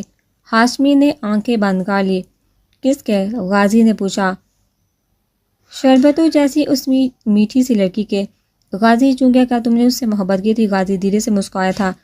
ہاشمی اٹھ کر کھڑا ہو گیا اور چلتا ہوا چھت کی 4 دیواری کی طرف آ گیا۔ پورا رحیم جہان اس کے سامنے تھا۔ نہیں، میں نے اس سے کبھی محبت نہیں کی، صرف اس کا استعمال کیا، صرف اس سے اپنے نفس کی تسکین کی۔ وہ تو اس قابل تھی کہ میں اسے ہمیشہ اپنی آنکھوں پر بٹھاتا، اپنے دل میں رکھتا، اپنی پلکوں پر سجاتا۔ سردیوں کی برف باری جیسی ٹھنڈی، شہد کی دارو جیسی شیریں، اس سے زیادہ خوبصورت لڑکی میں نے آج تک نہیں دیکھی۔ میں نے اس کے ساتھ سب کچھ کیا، اسے گلے سے لگایا، اس کے ہونٹ چومے، اس کے پہلو میں راتیں گزاری، اس سے ہر لمحہ سکون حاصل کیا، لیکن اس سے محبت نہیں کی۔ ہاشمی کہتا چلا گیا۔ وہ خانپور کی رہنے والی تھی، خانپور کی مریم۔ جب میں اسے ملا وہ صرف 12 سال کی تھی۔ نہ اس کے باپ کو اس کی ضرورت تھی اور نہ اس کی ماں کو۔ میں نے اس کے ساتھ کیا کیا نہیں کیا، اسے اپنا حق سمجھ کر استعمال کیا۔ علی ہاشمی چھت کی 4 دیواری کے پاس کھڑا کہتا جا رہا تھا اور غازی قدام بہت اس کے پیچھے کھڑا تھا۔ بس ایک لمحہ، بس اس ایک لمحے کے لیے مجھے لگا کہ مجھے اس سے محبت ہے۔ جب اس نے شاہ باز کی طرف بڑھے، جب انہوں نے اسے ہاتھ لگایا، بس وہ ایک لمحہ مجھے باغی کر گیا۔ بس اس ایک لمحے میں نے سب کچھ ٹکرا کر مریم کو چن لیا، لیکن بس ایک لمحہ، پولیس کے آتے ہی میں اسے وہاں چھوڑ کر بھاگ گیا۔ وہ کہتا جا رہا تھا۔ کچھ دنوں بعد میں نے شاہ بائی سے معافی مانگ لی، انہوں نے دوبارہ مجھے اپنے ساتھ رکھ لیا۔ میں اس سے ملنے واپس خانپور گیا، لیکن وہ وہاں سے جا چکی تھی۔ تنہا خالی ہاتھ میں نے اسے کافی ڈھونڈا، پر وہ نہ جانے کہاں تھی، وہ آج بھی نہ جانے کہاں ہے۔ ہاشمی کہتے ہوئے مڑا، وہ ٹھٹا گیا۔ غازی اپنا پستول اس پر تان کر کھڑا تھا۔ تو یہ تھا وہ شخص، اس کی ماں کا عالی، یہ تھا وہ شخص جس کی وجہ سے اس کی ماں ایک پتھر کی طرح شہر کی ٹھوکریں کھاتی پھر رہی تھی۔ یہ تھا وہ شخص جو اس کی ماں کی بربادی کا ذمہ دار تھا۔ یہ تھا وہ شخص جس کا خون اس کے رگوں میں بہہ رہا تھا۔ یہ تھا وہ شخص جو اس کے انتقام کا دین تھا۔ میں تمہیں بتا سکتا ہوں کہ وہ کہاں ہے، غازی نے انتہائی سرد لہجے میں کہا تھا۔ ہاشمی سن رہ گیا۔ تمہیں کس نے کہہ دیا علی ہاشمی کہ بوہان پور اکیلی کہیں بے دی گئی؟ نہیں، وہ اکیلی نہیں تھی، میں اس کے ساتھ تھا۔ غازی رو رہا تھا، میں ہر لمحہ اس کے ساتھ تھا۔ تبھی جب وہ صادق آباد کے اڈے پر رول رہی تھی، ٹکے ٹکے کے لوگوں کے ہاتھوں ذلیل ہو رہی تھی، اپنا آپ لٹوا لٹوا کر مجھے پال رہی تھی، تب بھی جب وہ جاوید کاردار کے ہاتھوں میں کھلونا بنی ہوئی تھی، تب بھی جب وہ منظر آباد کے ہاتھوں پامال ہو رہی تھی، تب بھی جب وہ اس شیڈ میں چار چار لڑکوں سے بے حرمت ہو رہی تھی، صرف تمہاری وجہ سے۔ وہ کہتا جا رہا تھا، ہاشمی چپ چاپ اس کی طرف دیکھ رہا تھا۔ تم نے پوچھا تھا نا کہ آخری کون ہوگا؟ غازی نے کہا اور ساتھ ہی پستول کا ٹریگر دبایا۔ تم ہو آخری۔ اس سے پہلے کہ وہ گولی چلاتا، چوہان نے اپنا پستول اس کی کان بٹی سے لگا دیا۔ شاباش، تو تم نے اپنا آخری شکار ڈھونڈ ہی لیا، چلو چلاؤ گولی، اس نے کہا۔ غازی نے ایک نظر ہاشمی کی طرف دیکھا تھا۔ سوچ کیا رہے ہو، مار دو اسے، چوہان کہے جا رہا تھا۔ ہڑکا اس نے غازی کو جرم کرتے ہوئے پکڑ ہی لیا تھا۔ ٹھیک ہے، اگر تم اسے گولی نہیں مارو گے تو میں تمہیں مار دوں گا اور تمہیں اس کے قتل کے جرم میں جیل لے جاؤں گا، اور میں ایسا بڑی آسانی سے کر سکتا ہوں۔ چوہان نے کہا، گولی چلاؤ غازی، آج کھیل ختم کرتے ہیں۔ چوہان نے اپنی پستول کا رخ ہاشمی کی طرف کرتے ہوئے کہا، آج نہیں، ابھی نہیں۔ چوہان کی طرف دیکھتے ہوئے غازی نے جس لگائے اس 3 منزلہ عمارت کی چھت سے نیچے کود گیا۔ چوہان حیران رہ گیا، وہ تو کبھی نہیں بھاگتا تھا۔ اس کے سر پر پستول رکھو تو چپ چاپ اٹھ ہاتھ کھڑے کر لیتا تھا، پھر وہ آج کیوں بھاگا؟ اسے تھانے لے کر جاؤ، ایک کانسٹیبل سے کہتے ہوئے وہ غازی کے پیچھے ہی کود گیا تھا، اور پورا 1 گھنٹہ مسلسل اس کا پیچھا کرنے کے بعد اس نے غازی کی ٹانگ میں گولی مارتے ہوئے اسے زندہ پکڑ لیا تھا۔ اس کے دونوں ہاتھوں میں ہتھکڑیاں لگاتے ہوئے اسے تھانے لے کر آیا اور سلاخوں کے پیچھے بند کر دیا۔ اپنی باقی کی ساری نیندیں اب یہی سو کر گزارو گے تم، اس نے کوٹھی کو تالا لگاتے ہوئے کہا تھا۔ غازی کی آنکھوں میں کوئی ڈر نہیں تھا، کوئی خوف نہیں تھا، بس انگارے تھے، دہکتے ہوئے گہرے سرخ انگارے۔ اس نے غازی کی گرفتاری انتہائی خفیہ رکھی تھی۔ نادر شاہ ہر ممکن کوشش کے باوجود غازی و ہاشمی میں سے کسی ایک کو بھی بازیاب نہ کروا سکا۔ چوہان نے کئی بار غازی کے ہاتھوں میں پستول دے کر ہاشمی کو گولی مارنے کے لیے کہا، لیکن بے سود چوہان کے لیے اسے پھانسی کے پھندے تک پہنچانا مشکل نہیں تھا۔ وہ چاہتے تو بڑی آسانی سے ہاشمی کو گولی مار کر غازی کو پھانسی دلوا دیتا، لیکن کچھ تھا جو اس سے کھٹک رہا تھا۔ وہ جانتا تھا کہ غازی نے اب تک جو کیا بدلے کے لیے کیا۔ وہ یہ بھی جانتا تھا کہ وہ ہاشمی کو گولی مارنا چاہتا ہے، لیکن مار نہیں رہا۔ کیوں؟ یہ سوال اس کے دماغ میں کلبلائے جا رہا تھا۔ کیا وجہ ہے؟ اور جو وجہ تھی وہ 1 ہفتے بعد خود اس کے آفس تک چلی آئی۔ سر، غازی کی ماں آئی ہے، کانسٹیبل نے آ کر بتایا تھا، اس کے ساتھ آئی ہے۔ اس نے پوچھا، ولی کے ساتھ؟ اس نے کہا، بھیجو اندر۔ وہ پوری طرح اپنی فالوں میں غرق تھا جب مریم اندر داخل ہوئی۔ بیٹھو بی بی، چوہان نے اس کی طرف دیکھے بغیر کہا تھا۔ وہ جو ہی کھڑی رہی، میں نے کہا بیٹھ، ذرا غصے سے کہتے ہوئے چوہان نے اس کی طرف دیکھا اور پلکیں جھپکانا بھول گیا۔ اپنی 16 سالہ پرانی پہلی محبت اب تک زبانی یاد تھی اسے۔ اس طرح صرف وہی نہیں نکلی تھی، رحیم جہان تھے، وہ خود بھی ہمیشہ کے لیے گھر چھوڑ آیا تھا۔ میر آصف مرتضیٰ کے سارے عیش و آرام کو ٹھوکر مار کر آیا تھا، قسم کھایا تھا کہ زندگی میں کبھی رحیم جہان واپس نہیں آئے گا۔ کہاں کہاں نہیں ڈھونڈا تھا اس نے اسے، پر وہ کہیں نہیں ملی تھی۔ وہ دھیرے سے اپنی نشست سے کھڑا ہوا اس کے قریب آ گیا، کرسی کھینچی، اس کا بازو پکڑ کر کرسی پر بٹھا دیا۔ سیاہ پٹی رنگت، لڑسے ہوئے ہونٹ، اندر کو دہتی ہوئی آنکھوں، کامتا وجود، وہ بس اسے دیکھتا رہ گیا۔ کچھ لمحوں بعد اس نے اپنی میز پر پڑی سینڈوچ کی پلیٹ میں سے ایک ٹکڑا توڑا اور اس کی طرف بڑھا دیا۔ علی، اس کے لب ہلے تھے اور ایس پی ماہن مرتضیٰ چوہان وہ ٹکڑا ہاتھ میں لیے پھوٹ پھوٹ کر رو دیا تھا۔ اسے آج بھی صرف علی ہی یاد تھا۔ اس رات پولیس اسٹیشن رکیا، اس کے ساتھ صرف ایک ایس ایچ او اور 2 کانسٹیبل آن ڈیوٹی تھے۔ رات کے 11 بجے جب اس نے غازی کو اپنے آفس میں بلوایا، وہ ہتھکڑیاں سمیت اس کے سامنے آ کھڑا ہوا، بالکل خاموش، بالکل چپ۔ دسمبر کے آخری دن تھے، باہر گرج چمک کے ساتھ موسلادھار بارش ہو رہی تھی۔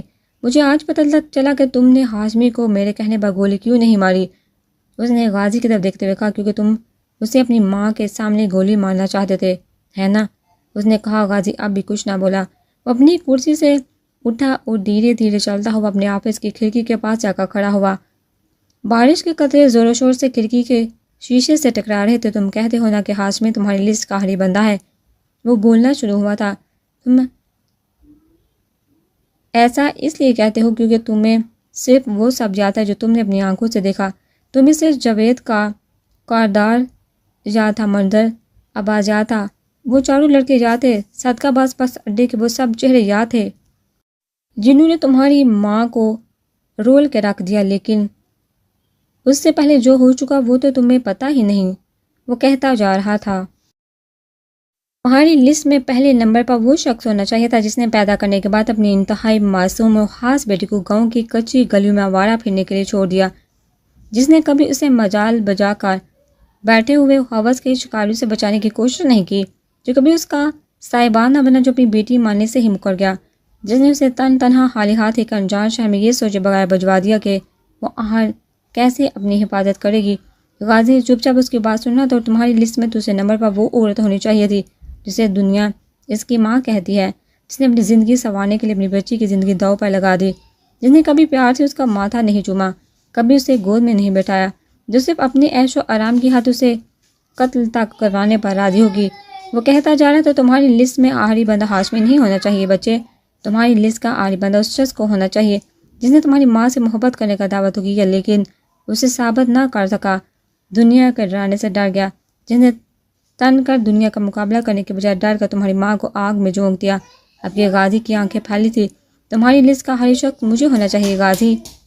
مہان کے آنسو گر رہے تھے، میں نے آج 16 سال بعد دیکھا اسے، آج مجھے پتہ چلا کہ جب میں اے سی کی ہنک ٹھنڈک میں سو رہا ہوتا تھا تو میری محبت تب تک سڑکوں پر دھکے کھا رہی ہوتی تھی۔ آج اسے دیکھا مجھے احساس ہو گیا کہ کاش جو گھر میں نے اس کے جانے کے بعد چھوڑا وہ پہلے چھوڑ دیا ہوتا، کاش میں اسے حویلی لے کر ہی نہ جاتا، کاش میں اس سے محبت ہی نہ کرتا، مسلسل رو رہا تھا، کاش مجھے پتا ہوتا کہ وہ صادقہ آباد میں تھی، کاش غازی دامہود اسے دیکھ رہا تھا۔ کچھ دیر بعد اس نے اپنے آنسو صاف کیے اور غازی کی طرف مڑا، تم اسے اپنی ماں کے سامنے گولی مار سکتے ہو، اس نے کہا، میں اسے بس ایسے ہی نہیں مار دینا چاہتا تھا ایس پی، میں پہلے اسے سب کچھ بتا دینا چاہتا تھا، وہ سب کچھ جو پچھلے 16 سالہ میں میری ماں کے ساتھ ہوا، وہ سب کچھ جو میں نے اپنی آنکھوں سے دیکھا، میں اسے ہر اس رات کی کہانی سنانا چاہتا تھا جب میری ماں کسی بند دروازے کے اندر چیخ رہی ہوتی تھی اور میں اس دروازے کے باہر پڑا اس کی چیخیں سن رہا ہوتا تھا، میں اسے ان تمام چیزوں کا نام بتانا چاہتا تھا جنہیں کھا کھا کر اس نے 16 سال گزارے، گلے سڑے پھل، روٹیوں کے سوکھے ٹکڑے، حیراتی کھانا، ٹوٹیوں اور نلکیوں کو گرم پانی۔ میں اسے بتانا چاہتا تھا کہ میری پاگل اور اب نارمل ماں نے کس طرح ہر روز مٹی ہو کر مجھے پر آخر میں بس اس سے ایک ہی سوال پوچھنا چاہتا تھا کہ اسے کس نے حق دیا تھا کہ ایک معصوم لڑکی کو یوں تہس نہس کر دینے کا، کس نے؟ غازی کہتا چلا گیا، اس نے پچھلے 9 سالوں میں مجھے بہت کچھ سکھایا ہے، چاقو بازی، گاڑی دوڑانا، لڑنا، گولی چلانا، میں بس وہی گولی اس کے سینے میں اتار دینا چاہتا ہوں، آنکھیں بند کر کے اپنا پورا میگزین اس پر حالی کر دینا چاہتا ہوں، اور پھر آنکھیں کھول کے اس کے خون میں لت پت لاش دیکھنا بھی نہیں چاہتا۔ وہ نام آنکھوں کے ساتھ کہتا جا رہا تھا، وہ جنوری کا یہ بستہ دن تھا جب وہ خان پور پولیس اسٹیشن چلائے اور اس نے شاہد نذیر اور اس کی بیوی سائمہ شاہد دونوں کو اپنے سامنے طلب کر لیا۔ کتنے بچے ہیں تمہارے؟ اس نے پوچھا۔ 3، 2 بیٹیاں اور 1 بیٹا، شاہد نے کہا۔ کتنے ایکڑ زمین ہے تمہاری؟ اس نے پھر پوچھا۔ 7 ایکڑ، اس نے کہا۔ آپ سے تقریباً 16 سال پہلے تم نے ایک پاگل اور معذور لڑکی کو صادقہ آباد جانے والی بس پر بٹھا دیا تھا، یاد ہے؟ اس کے کہتے شاہد اور سائمہ نے ایک دوسرے کی طرف دیکھا۔ وہ کون تھی؟ اس نے پوچھا۔ شاہد بول نہ سکا۔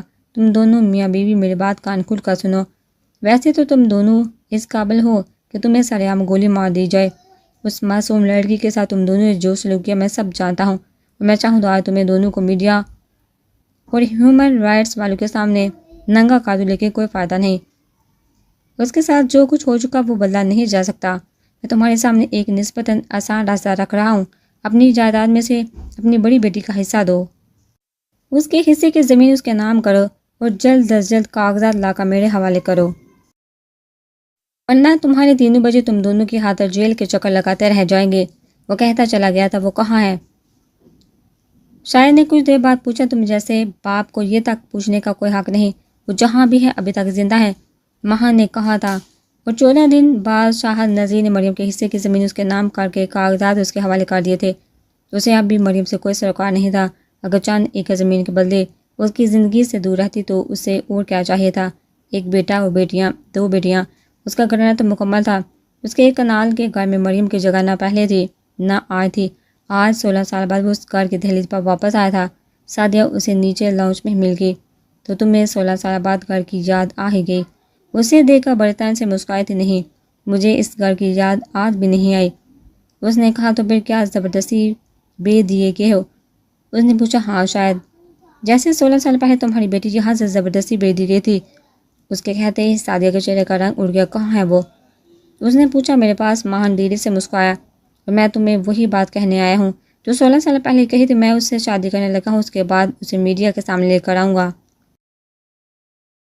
تمہاری سنگ دلی اور صفاقی کی داستان پورے شہر کو سناؤں گا، پھر دیکھوں گا تم اس بار ایم پی اے کیسے بنو گی۔ وہ کہتا چلا کہ تم ایسا نہیں کر سکتے۔ سعدیہ کا رنگ فاق ہو گیا تھا۔ کیوں؟ آج میں ایس پی ماہن مرتضیٰ چوہان، آج میں جو چاہوں گا کر سکتا ہوں، اس نے کہا۔ سعدیہ بول نہ سکی۔ 16 سال پہلے تم نے میرے سامنے 2 آپشن رکھے تھے، آج میں تمہارے آگے 2 آپشن رکھ رہا ہوں۔ 50 کروڑ روپے مریم کے اکاؤنٹ میں اور بہاولپور میں ایک گھر، بالکل اس گھر جیسا، یا پھر تمہاری بربادی۔ ماہن نے کہا، اس بات کی کیا گارنٹی ہے کہ اس کے بعد تم مجھے کبھی اس کے نام سے بلیک میل نہیں کرو گے؟ سعدیہ نے کہا، یاد کرو تم نے مجھے مریم کی گارنٹی دی تھی جب اسے زبردستی خانپور واپس بھجوا دیا تھا۔ ماہن نے کہا، سعدیہ چپ رہ گئی۔ تمہارے پاس 2 دن ہیں۔ وہ کہتے ہوئے کھڑا ہو گیا۔ سنو، میرے بیٹے کو کس نے قتل کیا؟ اس نے پوچھا تھا۔ ایک قاتل کو یہ پوچھنے کا کوئی حق نہیں، وہ کہتا ہوا واپس مڑ کر شاہد کی طرح۔ سعدیہ کو بھی مریم سے کوئی سروکار نہیں تھا۔ اسے آج بھی اپنی عزت، اپنی مرتبہ اور اپنی ساکھ پیاری تھی۔ مریم کی اس کی زندگی سے دور رہنے کے لیے 50 کروڑ کوئی زیادہ رقم نہیں تھی۔ انہوں نے 2 دن کے اندر اس کی دونوں ڈیمانڈ پوری کر دی تھی۔ گہرا نیلا آسمان شفق کی کتاروں سے سرخ ہو رہا تھا جب وہ غازی و ہاشمی کو پولیس کسٹڈی میں لیے اس کے گھر پہنچا۔ نادر شاہ نے مریم کی دیکھ بھال کے لیے ایک عورت اس کے پاس بھیج دی تھی۔ اس نے اشارے سے اسے وہاں سے جانے کے لیے کہا۔ وہ سر جھکا کر باہر نکل گئی۔ مریم شاید اندر تھی، دونوں کو اندر لے آؤ۔ اس نے ایس ایچ او سے کہا۔ وہ سر ہلا کر دونوں کو اندر لے آیا۔ 2 کانسٹیبل کر کے دروازے پر چھوڑ اور باقی فورس لے کر تھانے واپس چلے جاؤ۔ اس نے ایس ایچ او کو حکم دیا۔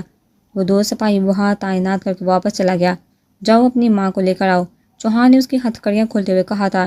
وہ ایک نظر ہاشمی کی طرف دیکھتا ہوا اندر چلا گیا۔ علی ہاشمی سر جھکائے صحن کے وسط میں کھڑا تھا۔ کچھ دیر بعد غازی مریم کو لیا۔ وہ غازی کا سہارا لے کر چل رہی تھی۔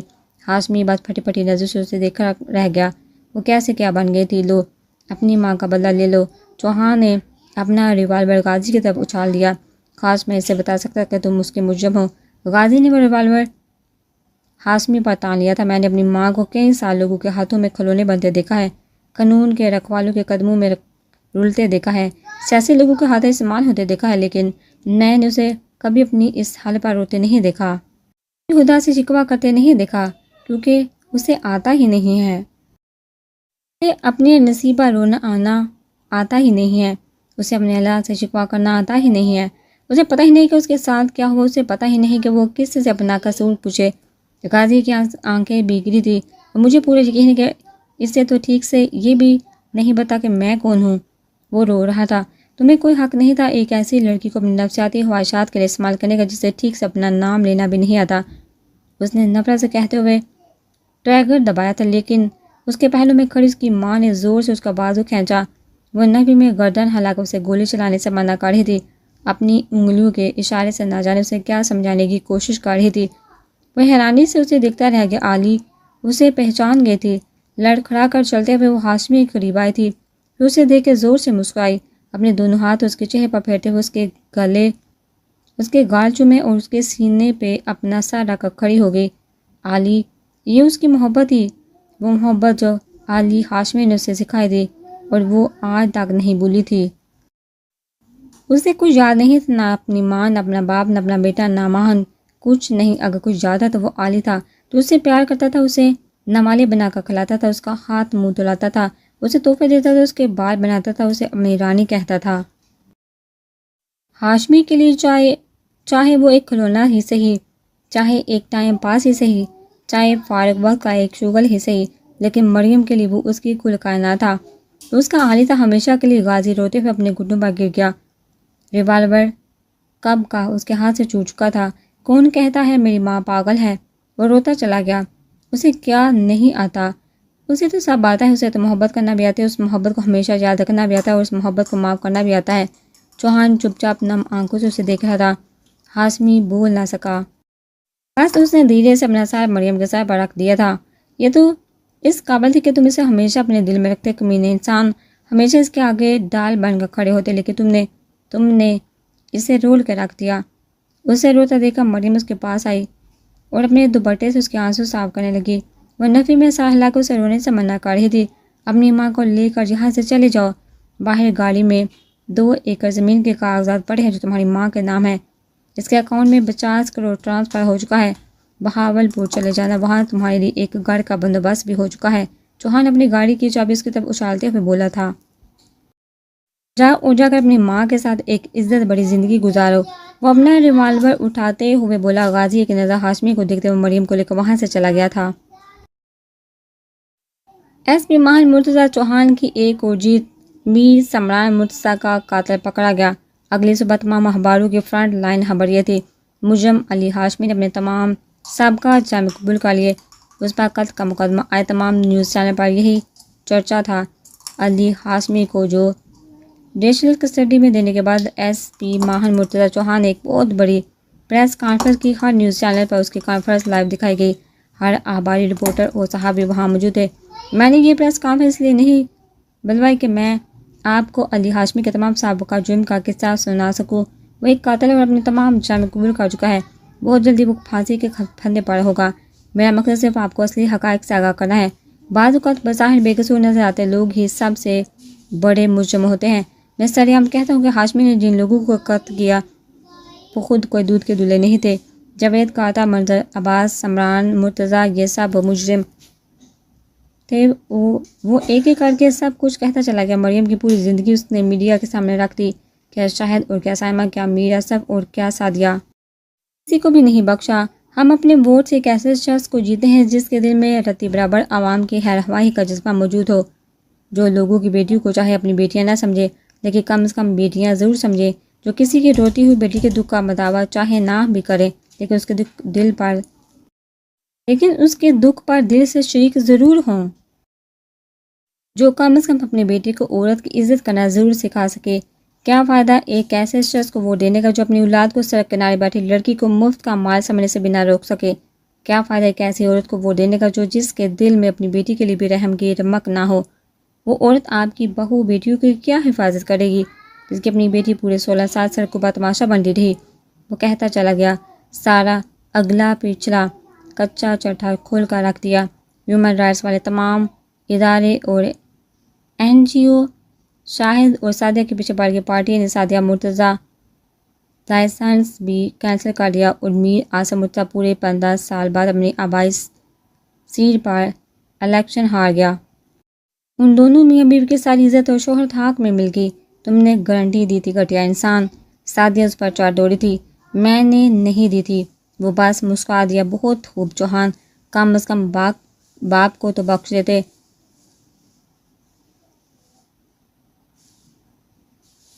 وہ پھر DIJ کے سامنے تھا۔